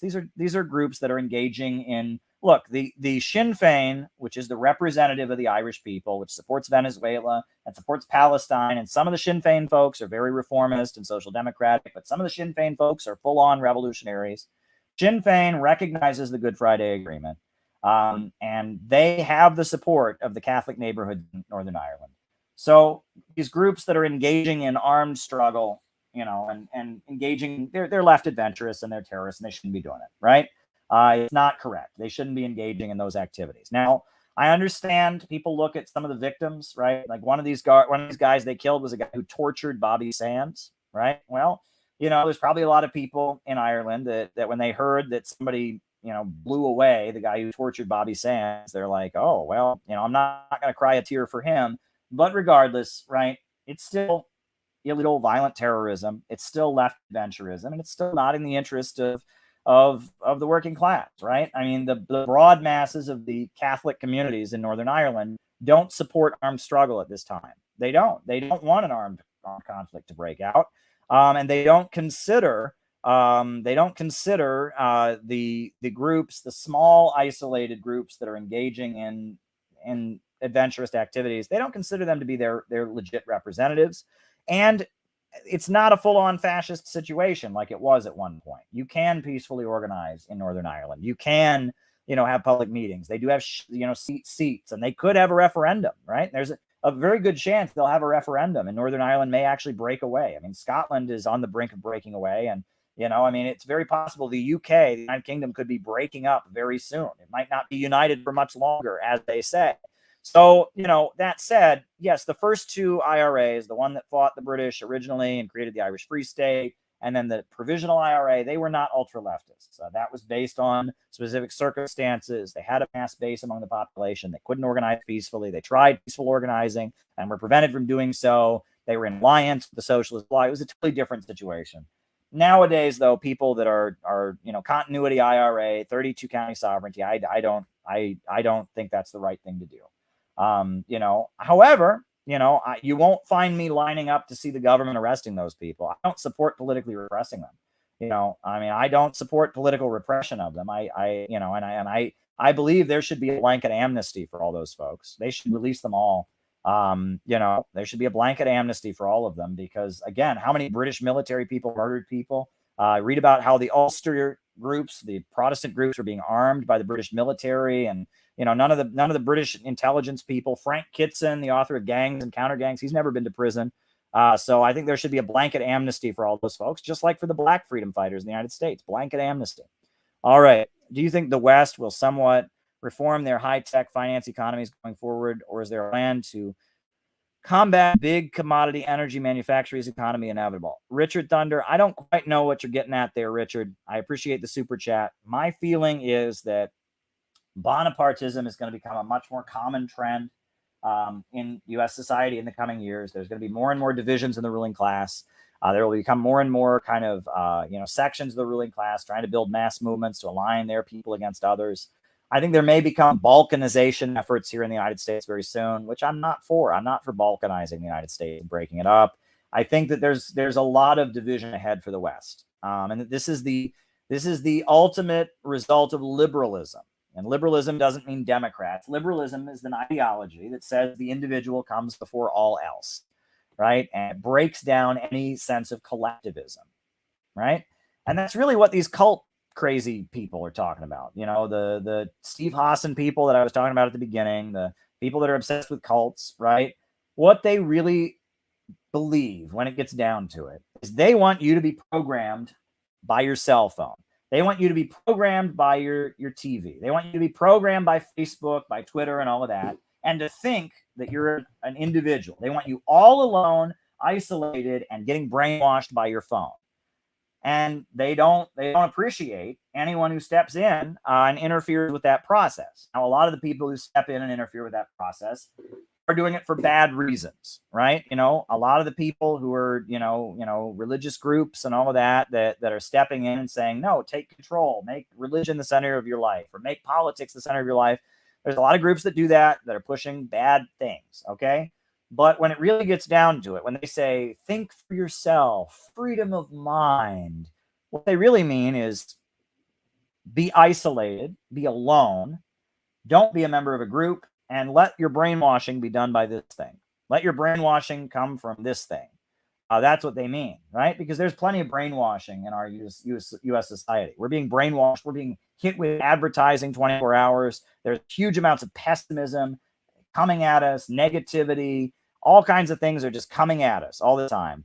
And these folks, this is liberalism says it's you against the world. You are yourself. You're your own brand, right? You're an isolated, atomized individual. It's you against the world, right? Stick up for your individuality. Don't be part of a group. Don't be part of a group. Don't join in with other people. Don't see yourself as part of an ideology. Don't know where you're going. Don't know where you came from. Just be an individual. But at the end of the day, you're still going to be programmed. You're just going to be programmed by this thing. And that's what they want. They want you to be programmed by this thing. And they don't want anything that could get in the way of it, good or bad or otherwise. And that's really the essence of it. And that's why Western society is coming apart, because people need something to believe in. And this isn't going to get you very far. This isn't working too well. People need to be part of a group. People need something higher to believe in. People need a sense of right and wrong. They need values. They need a higher truth to fight for. They need a reason to wake up in the morning. They need optimism. They need constructivism. That's what they need more than anything. And this ain't going to give you that. It's probably some of you are watching me on one of them right now, but this ain't going to give it to you. And thank you, DL, for the super chat. This ain't going to give it to you. And that's what Steve Hassan really wants. And that's what the Cult Awareness Network really wants. That's what all these people attacking the RCP for being a cult want. That's what the people, saying that it's okay for the FBI to terrorize and raid the Uhuru movement. That's what they want, right? They want you as an atomized, isolated individual that can be programmed by this thing and can become more and more depressed and isolated and on your own. And, folks, there's a Union song. There's an old Union song. Step by step, the longest march can be won. Many stones can form an arch, but singly none. And by union, what we will can be accomplished still. Drops of water turn a mill, but singly none. I don't know if you ever heard that song. It's an old Union song. It's a lot of Union songs are very happy. It's kind of a dark song, right? Step by step, the longest march can be won. Many stones can make an arch, singly none. And by union, what we will can be accomplished still. Drops of water turn a mill, but singly none. Meaning that if you are all alone, if you're an atomized, isolated individual, if all you got is this thing, they can roll right over you. Right? That's just a fact. They can roll right over you. You got nothing. Right? Your brain belongs to Jeff Bezos. Your brain belongs to Mark Zuckerberg. Your brain belongs to Big Pharma. Your brain belongs to them. But if you have a group of people who are holding each other accountable, who are working together for a purpose, who are believing in something, who are fighting for a cause, you can be stronger than ever. That's what you can do. And that's what these people don't get. These people that are obsessed with, oh my God, cults, mind control, they're missing the point. That yes, there are many organizations that do unethical things, and I'm opposed to that. But human beings are collective in nature. They need to be part of a group.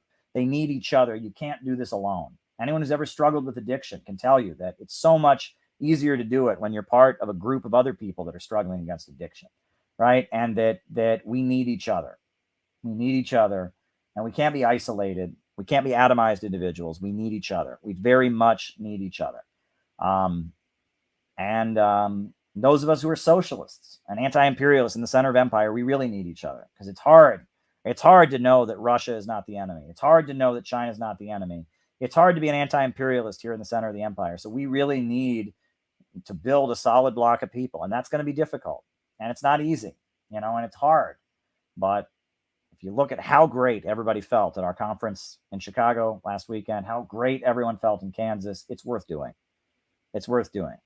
It really is worth it. It's worth it. And on that note, folks, we are done for tonight. So I'm going to pull up the music. And thank you, Robert, for making the video. Upsurge in the struggle against U.S. imperialism is now emerging throughout the world. Ever since World War II, U.S. imperialism and its followers have been continuously launching wars of aggression. But the people of various countries have been continuously waging revolutionary wars to defeat their aggression. And while the danger of a new world war still exists, and the people of all countries must get prepared, revolution is the main trend in the world today.